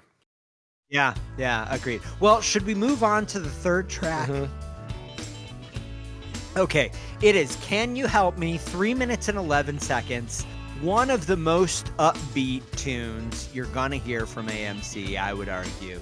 So why don't we just dive right in? I try to run away, but I'm frozen in place. My body's made of sawdust, and my heart just split. My old friend rigor mortis starts to breathe in my face. The air starts to drain out of my spirit. Help me, help me. Can you help me? Help me. Can you help me? Okay, these lyrics, Jay William, I think are pretty great for what musically is a very upbeat, fun, light song. I think. There is like they're dark. The lyrics are dark. But there's a real humor and kind of self-effacement to the darkness that leads you into this bridge lyric that I think is just unapologetically lovely and sweet. That and when I say the bridge, like I'm talking about the section that begins with "I can't believe all this stupid shit I'm saying right now." Hmm. Um, I think there is a real there is a vein of real romanticism, optimism, and yeah, just romanticism and optimism in this album and on this song, that you don't really hear on any of the other AMC records, and I, for one, really like that. I like that. I like that evolution in his writing. I would say that if you had told me ahead of time that there's going to be this like really upbeat, uplifting, positive sounding AMC song on the new or what, I would have been like, like that sounds like Yeah, shit, like sellouts, trying to be pop. yeah, But this song is undeniable. This song is a stone cold yeah, classic. It's so catchy. yeah. The lyrics, It is so the catchy. lyrics are super kind of, well, this is a pattern on this album in particular, where the verses they almost sound like they're like free writing.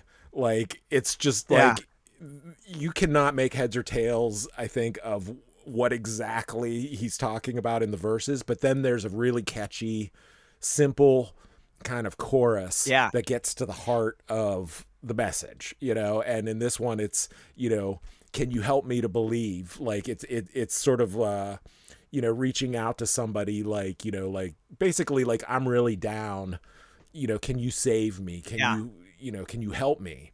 yeah, And but it's yeah, delivered in this like super kind of, for AMC, very slick, upbeat pop package.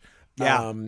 It flows from one section into the next like really, really tightly, and yeah, it's undeniable. Like it's a Yeah. great song. Yeah, I mean, the chorus lyric combined with the chorus music is just a a moment of kind of pop perfection that you're right, is completely undeniable. I love the way the band, Danny and I don't know who else, but like that they hit the help me, and then Eitzel just kind of does that his line under it, but they kind of feather into one another. Mhm. I love how they do that. It just really is like one of those moments in a show where you kind of imagine everyone stepping up to the mic and just Yeah. it's a great moment. But like to transition into the music a little bit more, one of the little nuggets in the Sean Body book that I thought was interesting was apparently Voodie couldn't quite find a guitar part that worked for the song. Mm. Like and they were struggling and he couldn't quite figure it out. And I guess Caffin just grabbed a guitar and played that little Oh, like that. that little funky, Yeah, like yeah. Niles Rodgers sorta lick that he's got going. Yeah. Yeah. Yeah. Yeah. Which I mean, you've got to say that's definitely the first time you've heard anything like that on an AMC record, like a guitar part like that. Yeah. It is so undeniably kind of funky poppy, Like, totally, like, Niles Rodgers, funk yeah, like, just that chic kinda funky, upbeat, Yeah. but that's interesting to me because, like I said, I saw that live video of them doing this song as a four-piece without Calf, and so Voodie, Yeah. he's playing something, during that live Yeah. part, Yeah. and it sounds good, whatever he's doing, but, yeah, I didn't realize that wasn't him playing on this because it makes sense because it does sound a little more, uh, conventional, It's I guess, clean. not in Yeah. a bad way, but yeah, just more straightforward sort of, but it Yeah. works Yeah. beautifully. I mean, it does take the song into a sonic direction that's unique for AMC. Now, another thing, I know that I've mentioned this a few times, but it really did kind of click with me when you first mentioned many episodes ago that AMC tends to write these bridges that everything kind of falls down. Mhm. And you were saying, a more conventional, in your opinion, is for a bridge to kind of really Yeah, pump it Rise up. Up, yeah. This is the bridge that rises up, Yeah, it right? I does. mean, this has that kind of a bridge to a T. It Mhm. is so big. Um, Yeah. and then another, sorry, go Oh, I ahead. was just gonna say, yeah, like everything rises up and Yeah. it pours beautifully into a repeat of the chorus afterwards. Like that's like the emotional climactic point of the song. Yeah. And then last kind of guitar bit that I wanted to call out. There is an exceptionally cool but weird guitar solo over that outro chorus. If you remember that, it almost sounds like Voodie is like they've reversed the guitar part, Mm, or there's like mm. reverse reverb on it or something. But do you know what I'm talking about? Yeah, It's a because very you hear it at the very end too, where it's strange like, thing to yeah. yeah. Yeah, but I love it. I love that little bit of kind of strangeness at the end. I And just think again, this I is think a that's Voodie, like, what he was kinda bringing to their sound at this point was, like, his guitar parts yeah, are never conventional, like, they're yeah, always a little kind of left of center and but I think that's awesome, like, I wish there was yeah, more. yeah, yeah. Well, it's a classic. I think you were right. This is an absolute classic. It is not a song that I think you would expect Mm-mm. out of the band. Right. Um, but there's no denying this is Yeah, and a I great have to wonder, song. like, for Chicarelli and the record company and whatever, like, they must have been ecstatic. They probably wanted an album of this type of stuff, you know? I guess. I don't know. I mean, I think it's interesting that well, we'll end up talking about it, but Wish the World Away was really the lead single. Mhm. This was not ever, I guess maybe there was no need for additional singles, I but think this was released as a um single. was it released as a single? Because it Ye does seem logical that it would be. let's look at Discogs, get to the I I Discogs. For some reason, I thought it was "Wish the World Away" and then "Hello Amsterdam." Oh,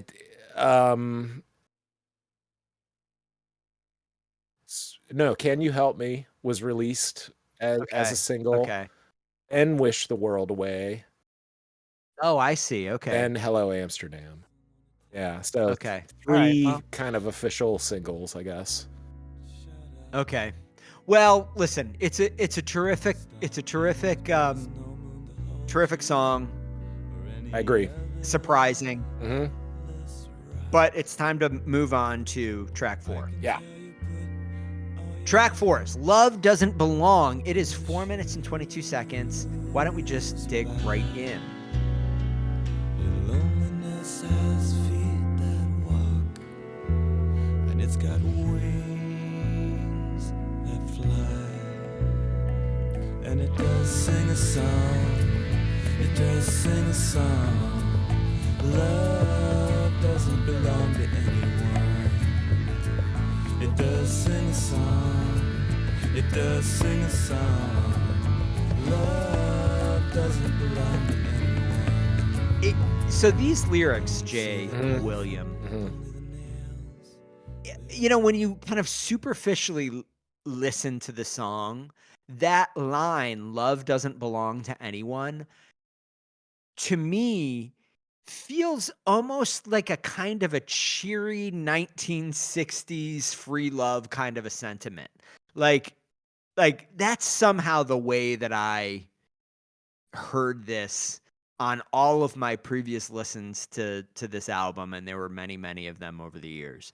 But when I really sat down and like read the lyrics while I was listening to the song and thought about it a little bit more, it's much darker, I think. I think it actually, that love doesn't belong to anyone is really more like no one actually experiences love. Oh, really? Um, That's your interpretation of that? yeah, Okay.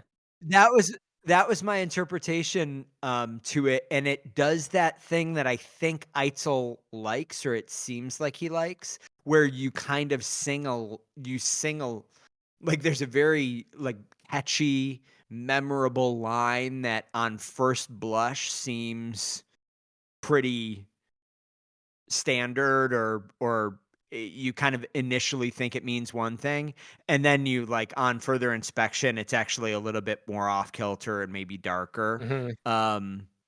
But that really is the entirety of my interpretation of these lyrics, was that like I kind of had one initial fairly light interpretation of it, and then when I dug in more it felt much darker. Is that you buy Well, that? I found the lyrics to this song to be really like kind of impenetrable. Like during the verses, like I was trying to kind of like parse them and make sense of them, and I found it really difficult to do. And this is sort of a repeating thing on this album, where it's like these really dense verses that almost feel like free writing. Like he was just like, I'm just gonna, Yeah. write a bunch of stuff and string it together, and then but then the chorus has this really, repeated kind of thought. And Yeah. I guess like, yeah, the verses have I have a hard time understanding like what any of it means. Yeah. And I guess like the concept of love doesn't belong to anyone, I was trying to think like, what does that mean? And I didn't interpret it as the way you did, where it was like nobody experiences love. I interpreted it as nobody can define or like, say like only this. Like Yeah. I almost saw it as like a, I don't know, like, Love whoever you want. yeah, love. Can't define love. Yeah, Yeah. like it, Yeah. nobody can say this is what love means, you know? Yeah. Yeah. Yeah, and I think that that's somehow or another that was my interpretation, but then I went to this darker place. That it may not be right. It may not be right. It may not be right. I may be bring I'm sure it's 100% accurate, every detail. I I I'm probably gonna I'm probably gonna get like an email from somebody saying like, yeah, you're totally wrong. This is what it, but you know, there it is.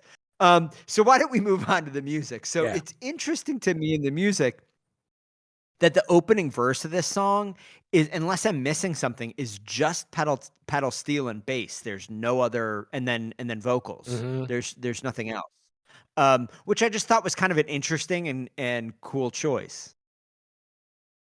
Yeah, this one has an interesting arrangement. I think that this is a really good band track. I feel like each member of the band brings something kind of interesting to their part on this song. Because it starts with like the very first thing you hear is just this single like finger picking acoustic guitar. It almost sounds like Simon and Garfunkel or something. But then like suddenly the band kind of enters and the whole tone changes, Yeah. and Yeah. it's got good pedal steel, it's got harmony vocals on the chorus, but Yeah. the main thing for the vibe is, I don't know, is it Mooney? He brought the kit, he brought the auxiliary percussion Yeah. bag, and it's got like all like the congas and the shakers, and Yeah. it's like Yeah. Rusted Root at the coffee house during the chorus. But I actually really like it. This is a song that I did not rate, I would say, based on my memory of my how Yeah. I listened to the album back in the day, but on upon backtracking, I like it more. And I think that Yeah. it Huh. has kind of like a interesting instrumental bridge that kind of goes to some different places and they come back, and I don't know, like I'm all right with it.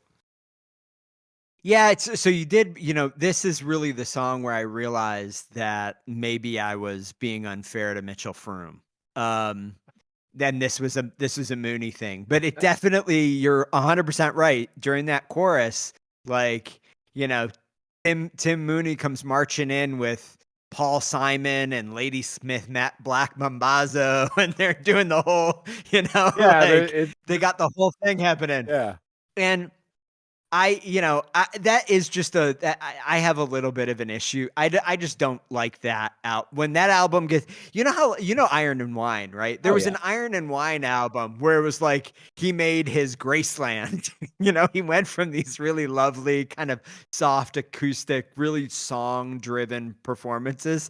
And then there was this one album that came out and I put it on and I was like, well, diamonds on the soles of his shoes here. Here we go. And it just seems like a lot of songwriters make that album. They Well, make their like world music album. it it's like you you have a sound, everybody has a finite sound that they can create, and you make an Yeah. album, and then you make another album, you make another album, you make it. By the time you get to the fifth or sixth album, like you're trying to think of different approaches or different instrumentation or different whatever, and so I totally understand.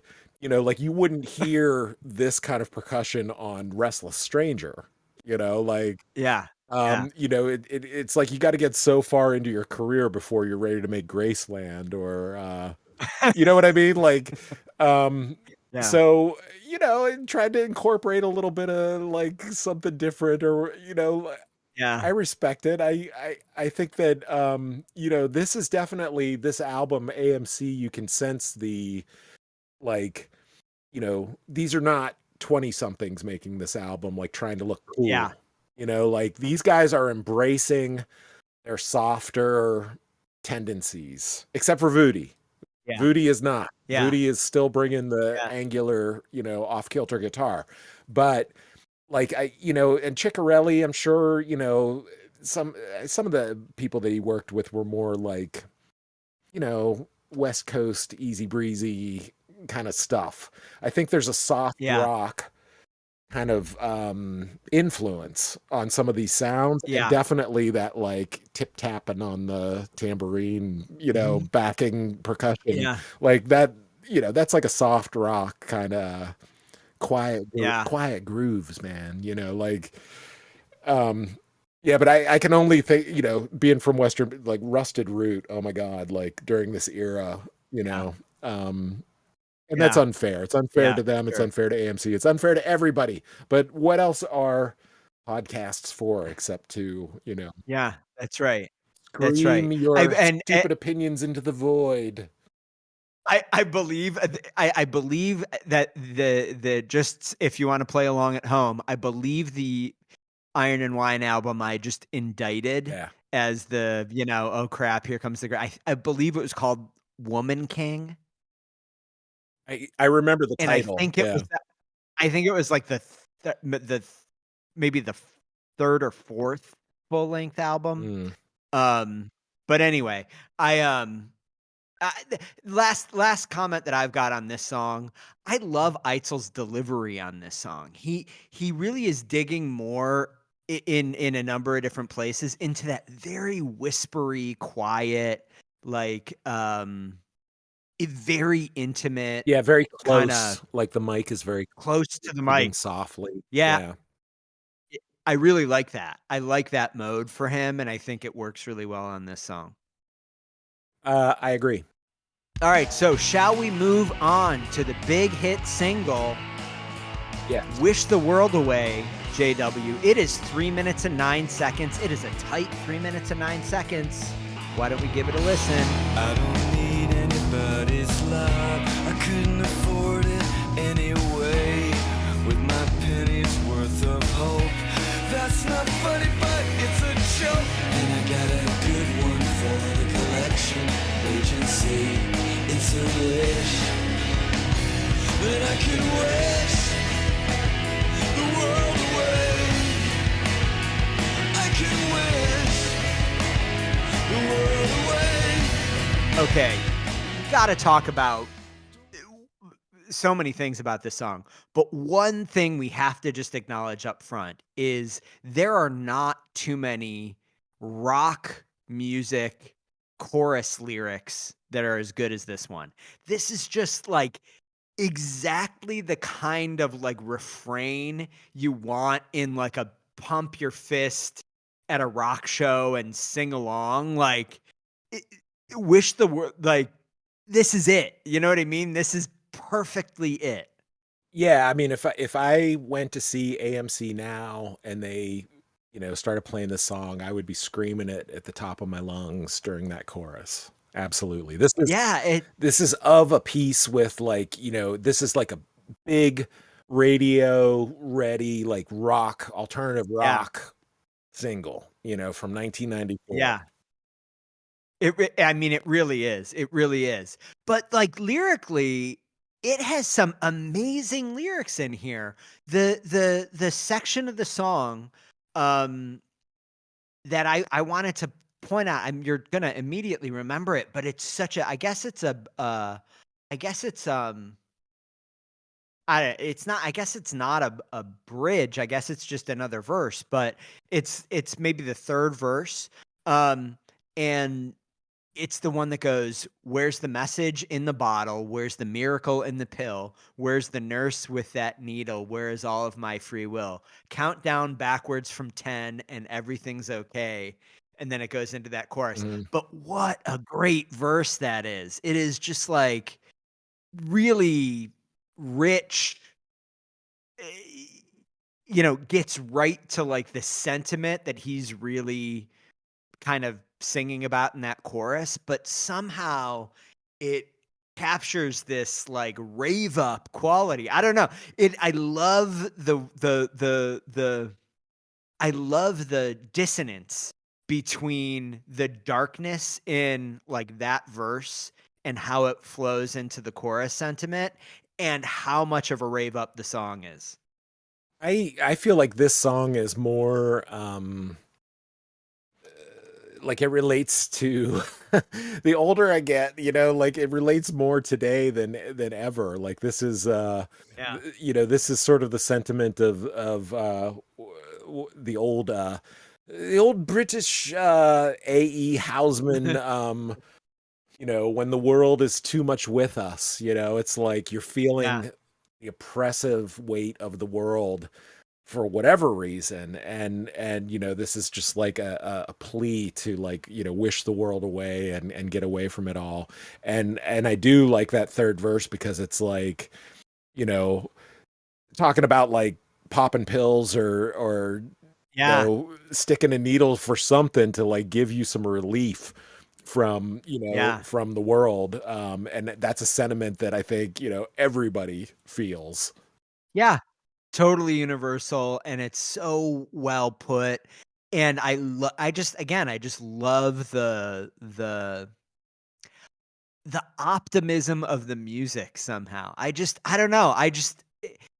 This is, if you think about, of all of the songs in the AMC catalog to date, what is a song that is kind of the most perfect embodiment of an AMC song that should have been a big hit? It is this, because this is undeniably AMC. This fits them like a glove. You know what I mean? Like, there's no question, especially with lyrics like that. Like, no other band could write those lyrics, could write this song. But it is so catchy, so big.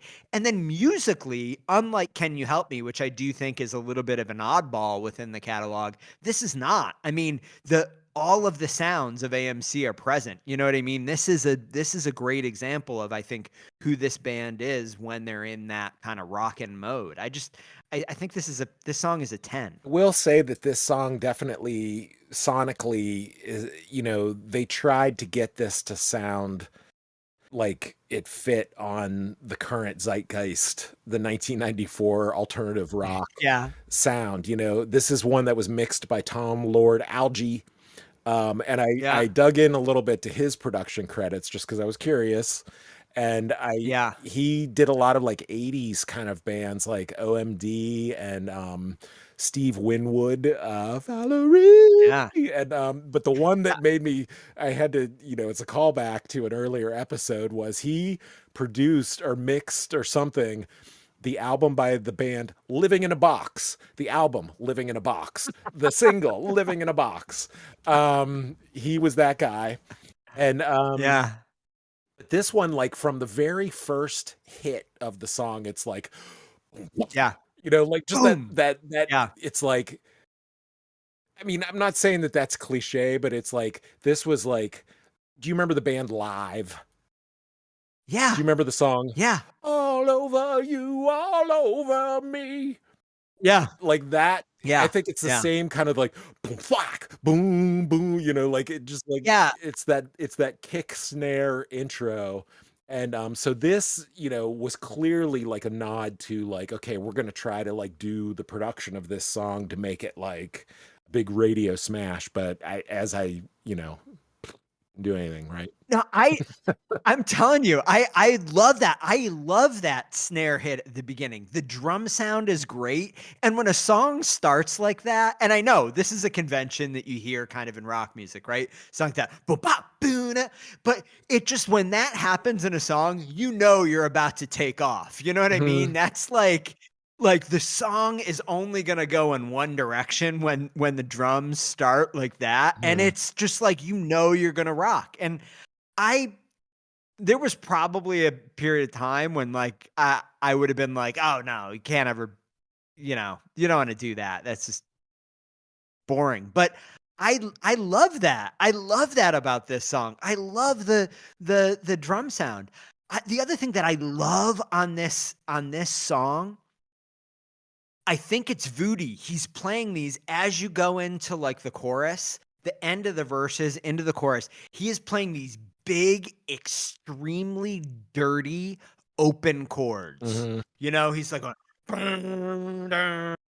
you know what I mean? Mhm. Just like one stroke at the beginning of each kind of like beat or measure. I guess it would be a Yeah. beat, but like is basic. But they're open. They are very distorted and like dirt. Like just like it's like I love that level of like sauce on this song. I just think it's awesome. Yeah, this is one where I think they did figure out like how to get his more, I mean, because his, you know, Yeah, his playing is definitely out there. Like when you listen to it, it's not like straight ahead rock, whatever. He's bringing an arty kind of edge to it.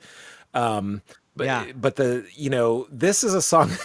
I don't know why this just popped into my head, and but like this almost sounds like a Foo Fighters song or something. Like, yeah, no, totally. Yeah. That is totally right. It's just like a big rockin', like, get it on the radio kind of thing. And I love how Eitzel's voice, like early in the song, they have the big intro, rockin' intro, and then they go into like the first verse where he's singing down here kind of low, and then like he goes up high, and like he goes to the Springsteen, and that just like the whole song kind of like lifts off, and they just ride that up and down like the whole way through. And I think this is a strong contender for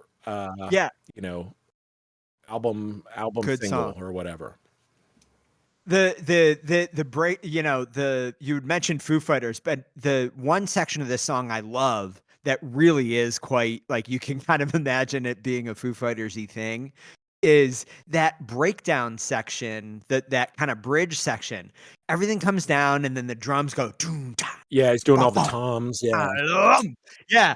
And you can, that is the moment in the set where like, the Eitzel takes his hand off the guitar, walks out onto the catwalk deep into O2 Arena, Right. and he like looks around and he's like, all right, everybody on this side, let me hear it. You know what I mean? What's And this band's world still again? Yeah, they keep it going like for times as long as the album version, so everyone want to wish the world exactly. Yeah, totally. It's exactly right. Yeah. Oh man, it's just an awesome song. The only other thing I kind of said in here is I feel like this could be off of Everclear, the production and everything. I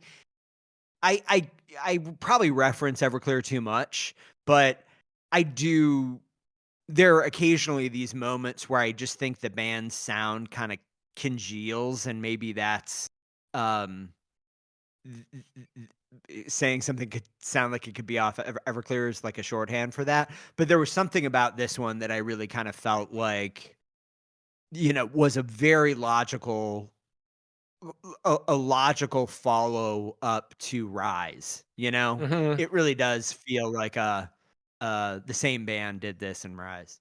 Yeah, and like I don't know, something off of Mercury as well. It's like, this is the big rock single that is coming from the album, and yeah, totally, man.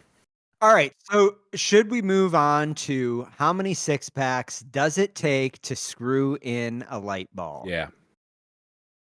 All right, so that is 3 minutes and 50 seconds. We're going to go ahead and just give it a real quick. Where are you getting your time? Where are you getting your track times? Is that wrong? Well, you're saying it's wrong? Well, I like cut and paste from somewhere, and mine says it's 4 minutes 15 seconds.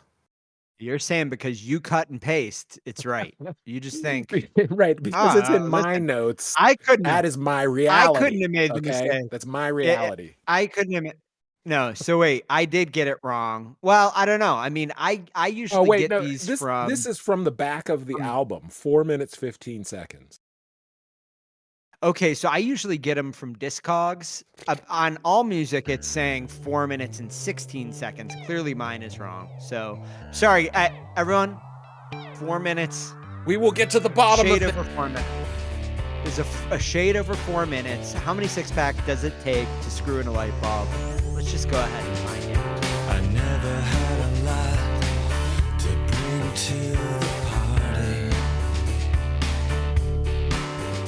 but a self-importance far beyond friendly,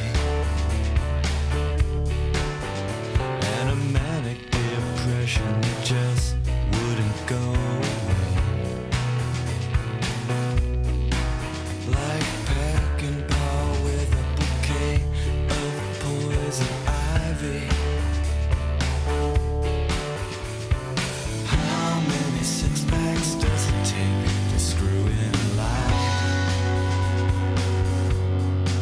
Sometimes it's good to be alive, babe.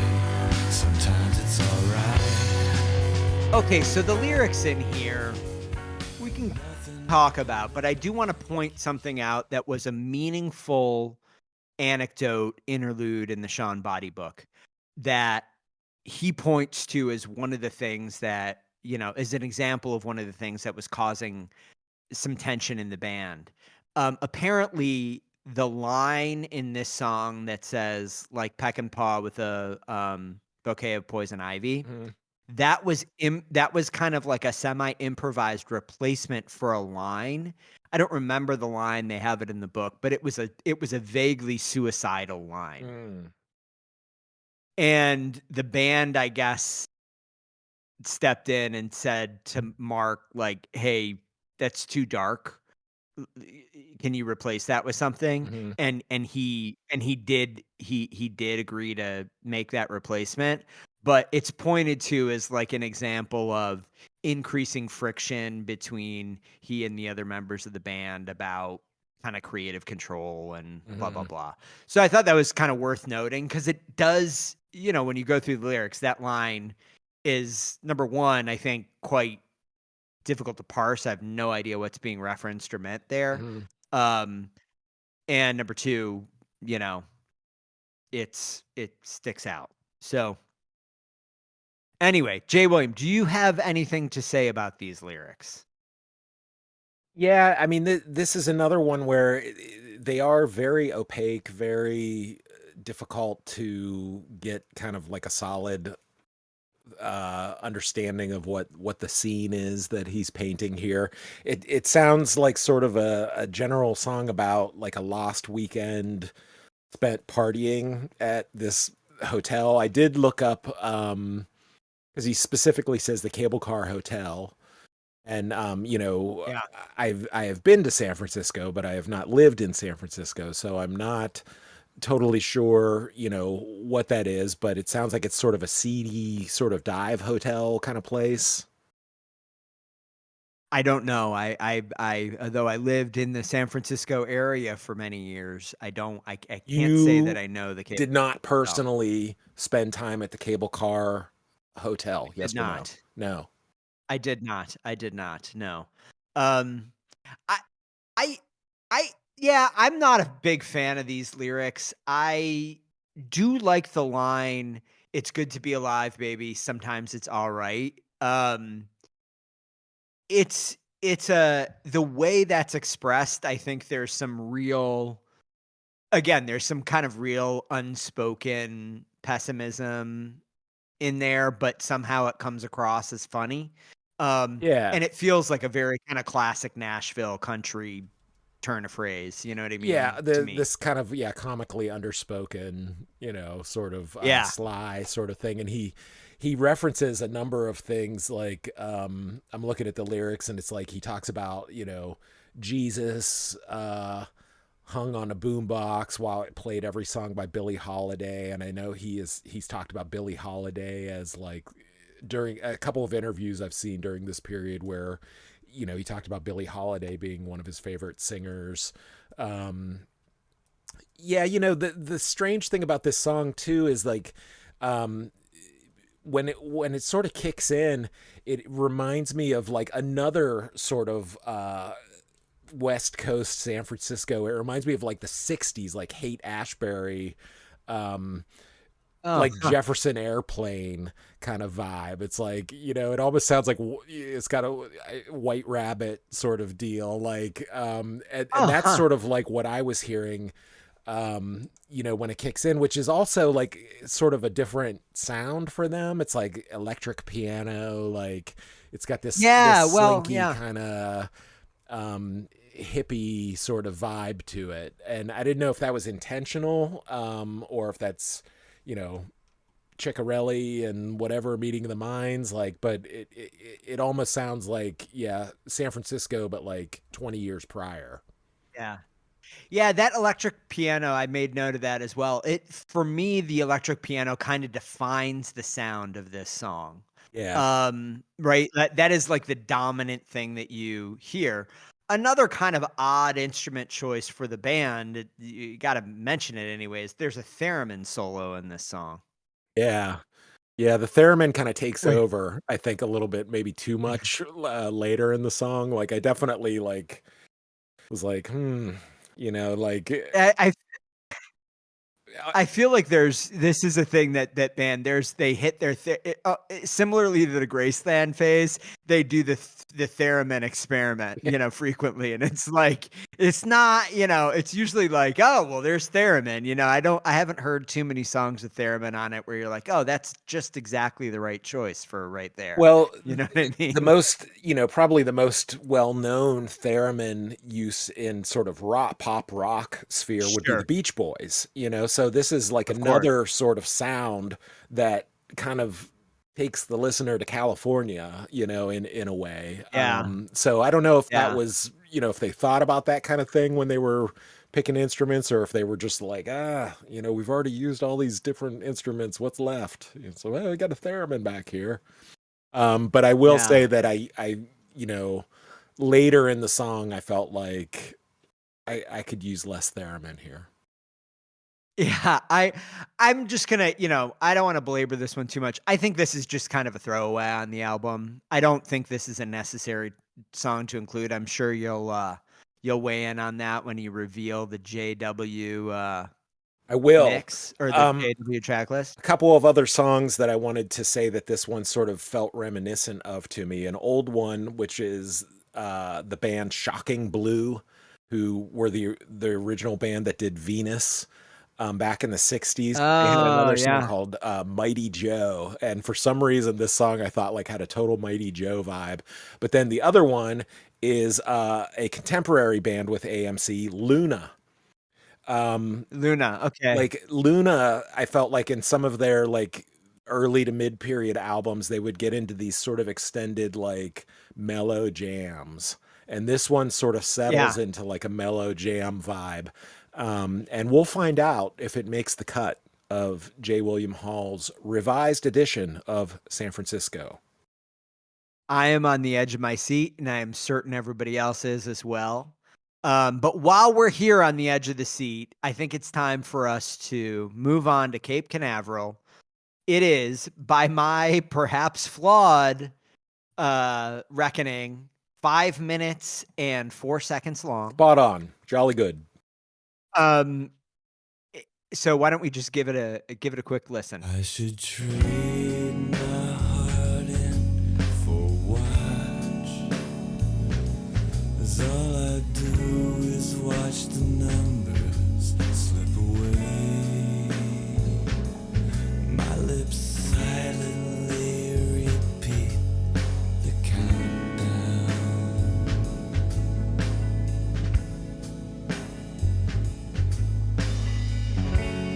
'Cause it's so hard to say.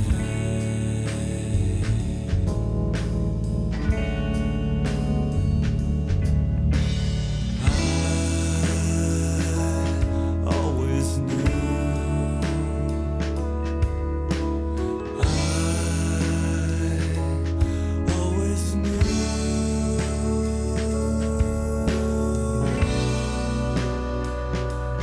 that you would leave. All right, J. William Hall, Yeah. the final track on side A of American Music Club, San Francisco. What about these lyrics? So again, a couple of things that I think like place this on this particular album. One is the verses again feel very free form. Um, it's very difficult to put like a coherent, definition on what he's singing about in those verses, but it definitely feels like a tale of doomed love, and it coalesces in the chorus, which is repeated multiple times. I always knew that you would leave. So it seems to me like, he's singing to a lover who is on the verge Yeah, of leaving or has said they're going to leave, they've just broken up or something, and he's saying, I always knew you yeah, would, and yeah. it's sad. Sad song. It is. It is sad. It is sad. Some really pretty individual lines in here.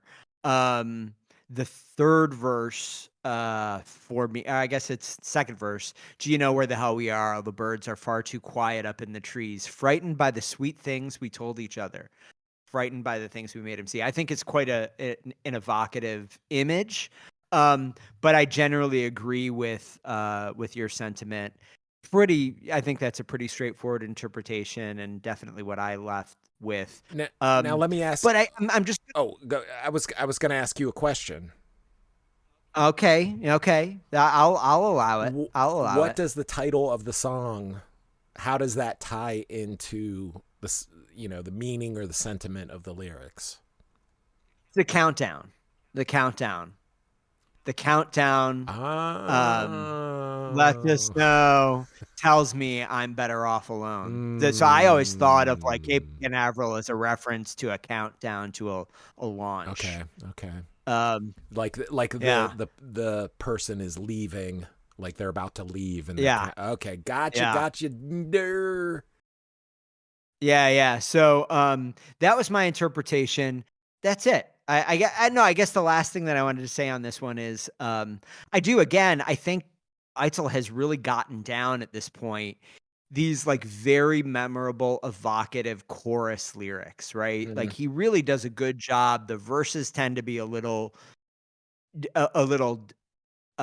more complicated, a little unexpected. Frequently, they're difficult to kind of wind your way through if you're singing along.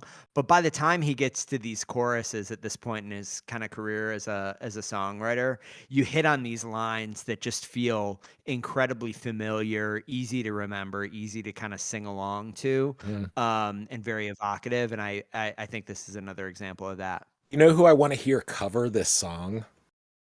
Who? Sade. Yes. Wow. Well, you know what?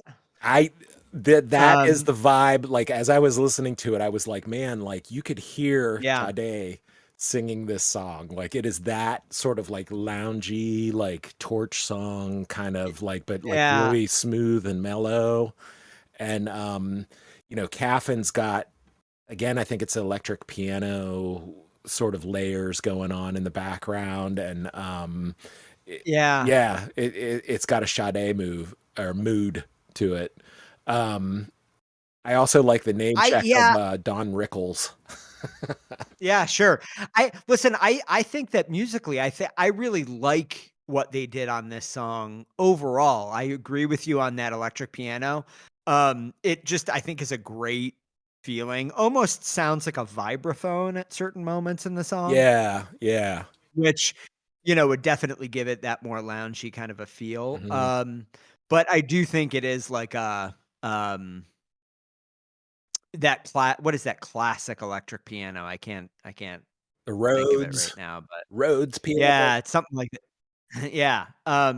But really nice. I like how much space they leave in this song. It's mostly uncluttered, really kind of like atmospheric.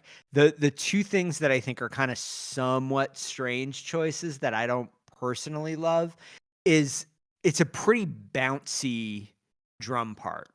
Yes, for a song like this. Yes, and I don't got a love shuffly kind of thing going on, like the ghost notes or whatever. And doom, da, da, da, instead of just like a straight slow beat. Yeah. I mean, it may need that, like, if it were just more kind of slow chorey drums, it may just feel too plodding or something. But those bouncy drums definitely kind of propel the song forward, but it makes it feel a bit too bouncy for me. And then the other, it goes to the Don Rickles thing. I don't love the sound effects thing that they do at the end of the song. It's interesting, but I don't really, I don't love it. Not a choice I would have made. I kind of dug it actually, like, because that was something that I really? did not remember from, originally listening to the album. And so like when it came up this time, I was like, ooh, make a note. Cool sound effects where he says Don Rickles' spotlight goes blue. So we'll have to agree to disagree, I'm afraid. All right. Well, listen, with that agreement to disagreement, that's the end of our side A. Now, we are acknowledging this does not track perfectly with any actual vinyl pressing of the album, but we had to kind of make our decision about how we were going to do it. So we are done with side A for now, J. William Hall. Mm-hmm. That means all of these people listening, they're going to have to wait. They're going to have to wait 7 days for us to continue our conversation. Feels like an eternity. I know. I mean, but listen, everyone needs something to look forward to. And we are that for all of America and indeed the world. Right. Anybody interested in American music, period. Yeah. We are the primary source of new information. I think it's fair to say that if you are not listening to Backtracking every week, you are a classless son of a bitch. Well, listen, I'm not going to get into crass name calling of the, few people who choose to spend their time differently than with listening to Backtracking. I just want to remind you that you can listen to it on 1.1 speed, 1.2 speed, 1.3 speed, etc. You can get through an episode of Backtracking in a relatively short amount of time. So your excuses are few. And if you don't start listening to Backtracking before the next episode, I may join Dan in the crass name call. Well, I appreciate that you pointed out that you can listen to it at 1.1, 1.2 speed. I'd like to point out that you can also choose to listen to it at 0.9 speed, 0.75 speed. If you really want to kind of, you want to get appreciate it. If you want to savor the conversation. Oh man, this could be the first slowcore podcast. You listen to it at 0.5 speed. Slowcore podcast. Right. We're talking about American Music Club. It'll take you like 10 years. Yeah. By the time you're done listening to season 2 of Backtracking, we will be out of the Trump era. It will be a whole new world. Yeah. I know. I mean, so you just consider it. Consider how you want to appreciate Backtracking as long as you appreciate Backtracking. And how do you do that, Jay William? You do it by smashing the like button. Kick it. You do it by poking the subscribe button. You do it by swiping the share button. You can punch it with your fist. Yeah. And if your computer screen is one of those touch screen type of, then that will work. Otherwise, you may need to use your mouse or mouse pad. Well, I think you need to just get in there. You need to write a 5-star review filled with positive comments because the algorithm will reject us otherwise. Right. You need to share this with all of your friends. It would be sad, but somehow appropriate if this podcast showed so much potential and had such a cult following that ultimately, couldn't beat the algorithm. I know. Well, I'm going to beat the algorithm. I will not be controlled by the algorithm. I will take the algorithm. I will punch it in the goddamn lips. Okay? Okay. That's what I'm going to do. All right. I want to see that. I'll be on the sideline just egging it on. I'll be like, fight. Punch him. Punch him. What are you going to do? It was so funny. This is a side topic, but I was on the Reddit the other day, of course, interacting with all of the many Backtracking fans. Right. But I also was in like a Gen X subreddit, and some young person posted in there, and they were like, more or less, they were like, was high school really like this back in those days where there were like nerds and jocks and people fought? And I was just thinking, like, how is that not what high school is like now? I mean, that was like the defining reality of high school. I mean, I think it depends on where you go to high school. Like in my boys' high school, there's like an Instagram feed that just documents fights at the school. Like, Oh, really? yeah, you know, Wow. like that's sort Wow. of the thing that's going on now that, you know, I would say on the whole, my sense is that the young people coming up are not as immersed in the like Fight Club sort of mentality Yeah. that maybe we experienced at that age, but Yes, fighting yeah. is still, it still happens. Like there's still All right, good. fisticuffs, yeah. Just so rest good. assured, Listen. listeners, rest assured, the kids are still fighting. Because I was going to say, if they're not doing it, I will show up at the fucking flagpole That's at right, my man. nearest high school, even at age 50. And Hey. I will take you downtown I will take your backpack from you Yeah. and I will beat you about the head and neck with your backpack. Yeah, let's go. Let's do this. What are you looking at? Yeah. All right. Yeah. Loser. All right, well, so That's it. next time we'll maybe come in a more peaceable mood for something. That's right. We're going to be. We will see you all next week. Thanks for tuning in. Bye-bye. Bye.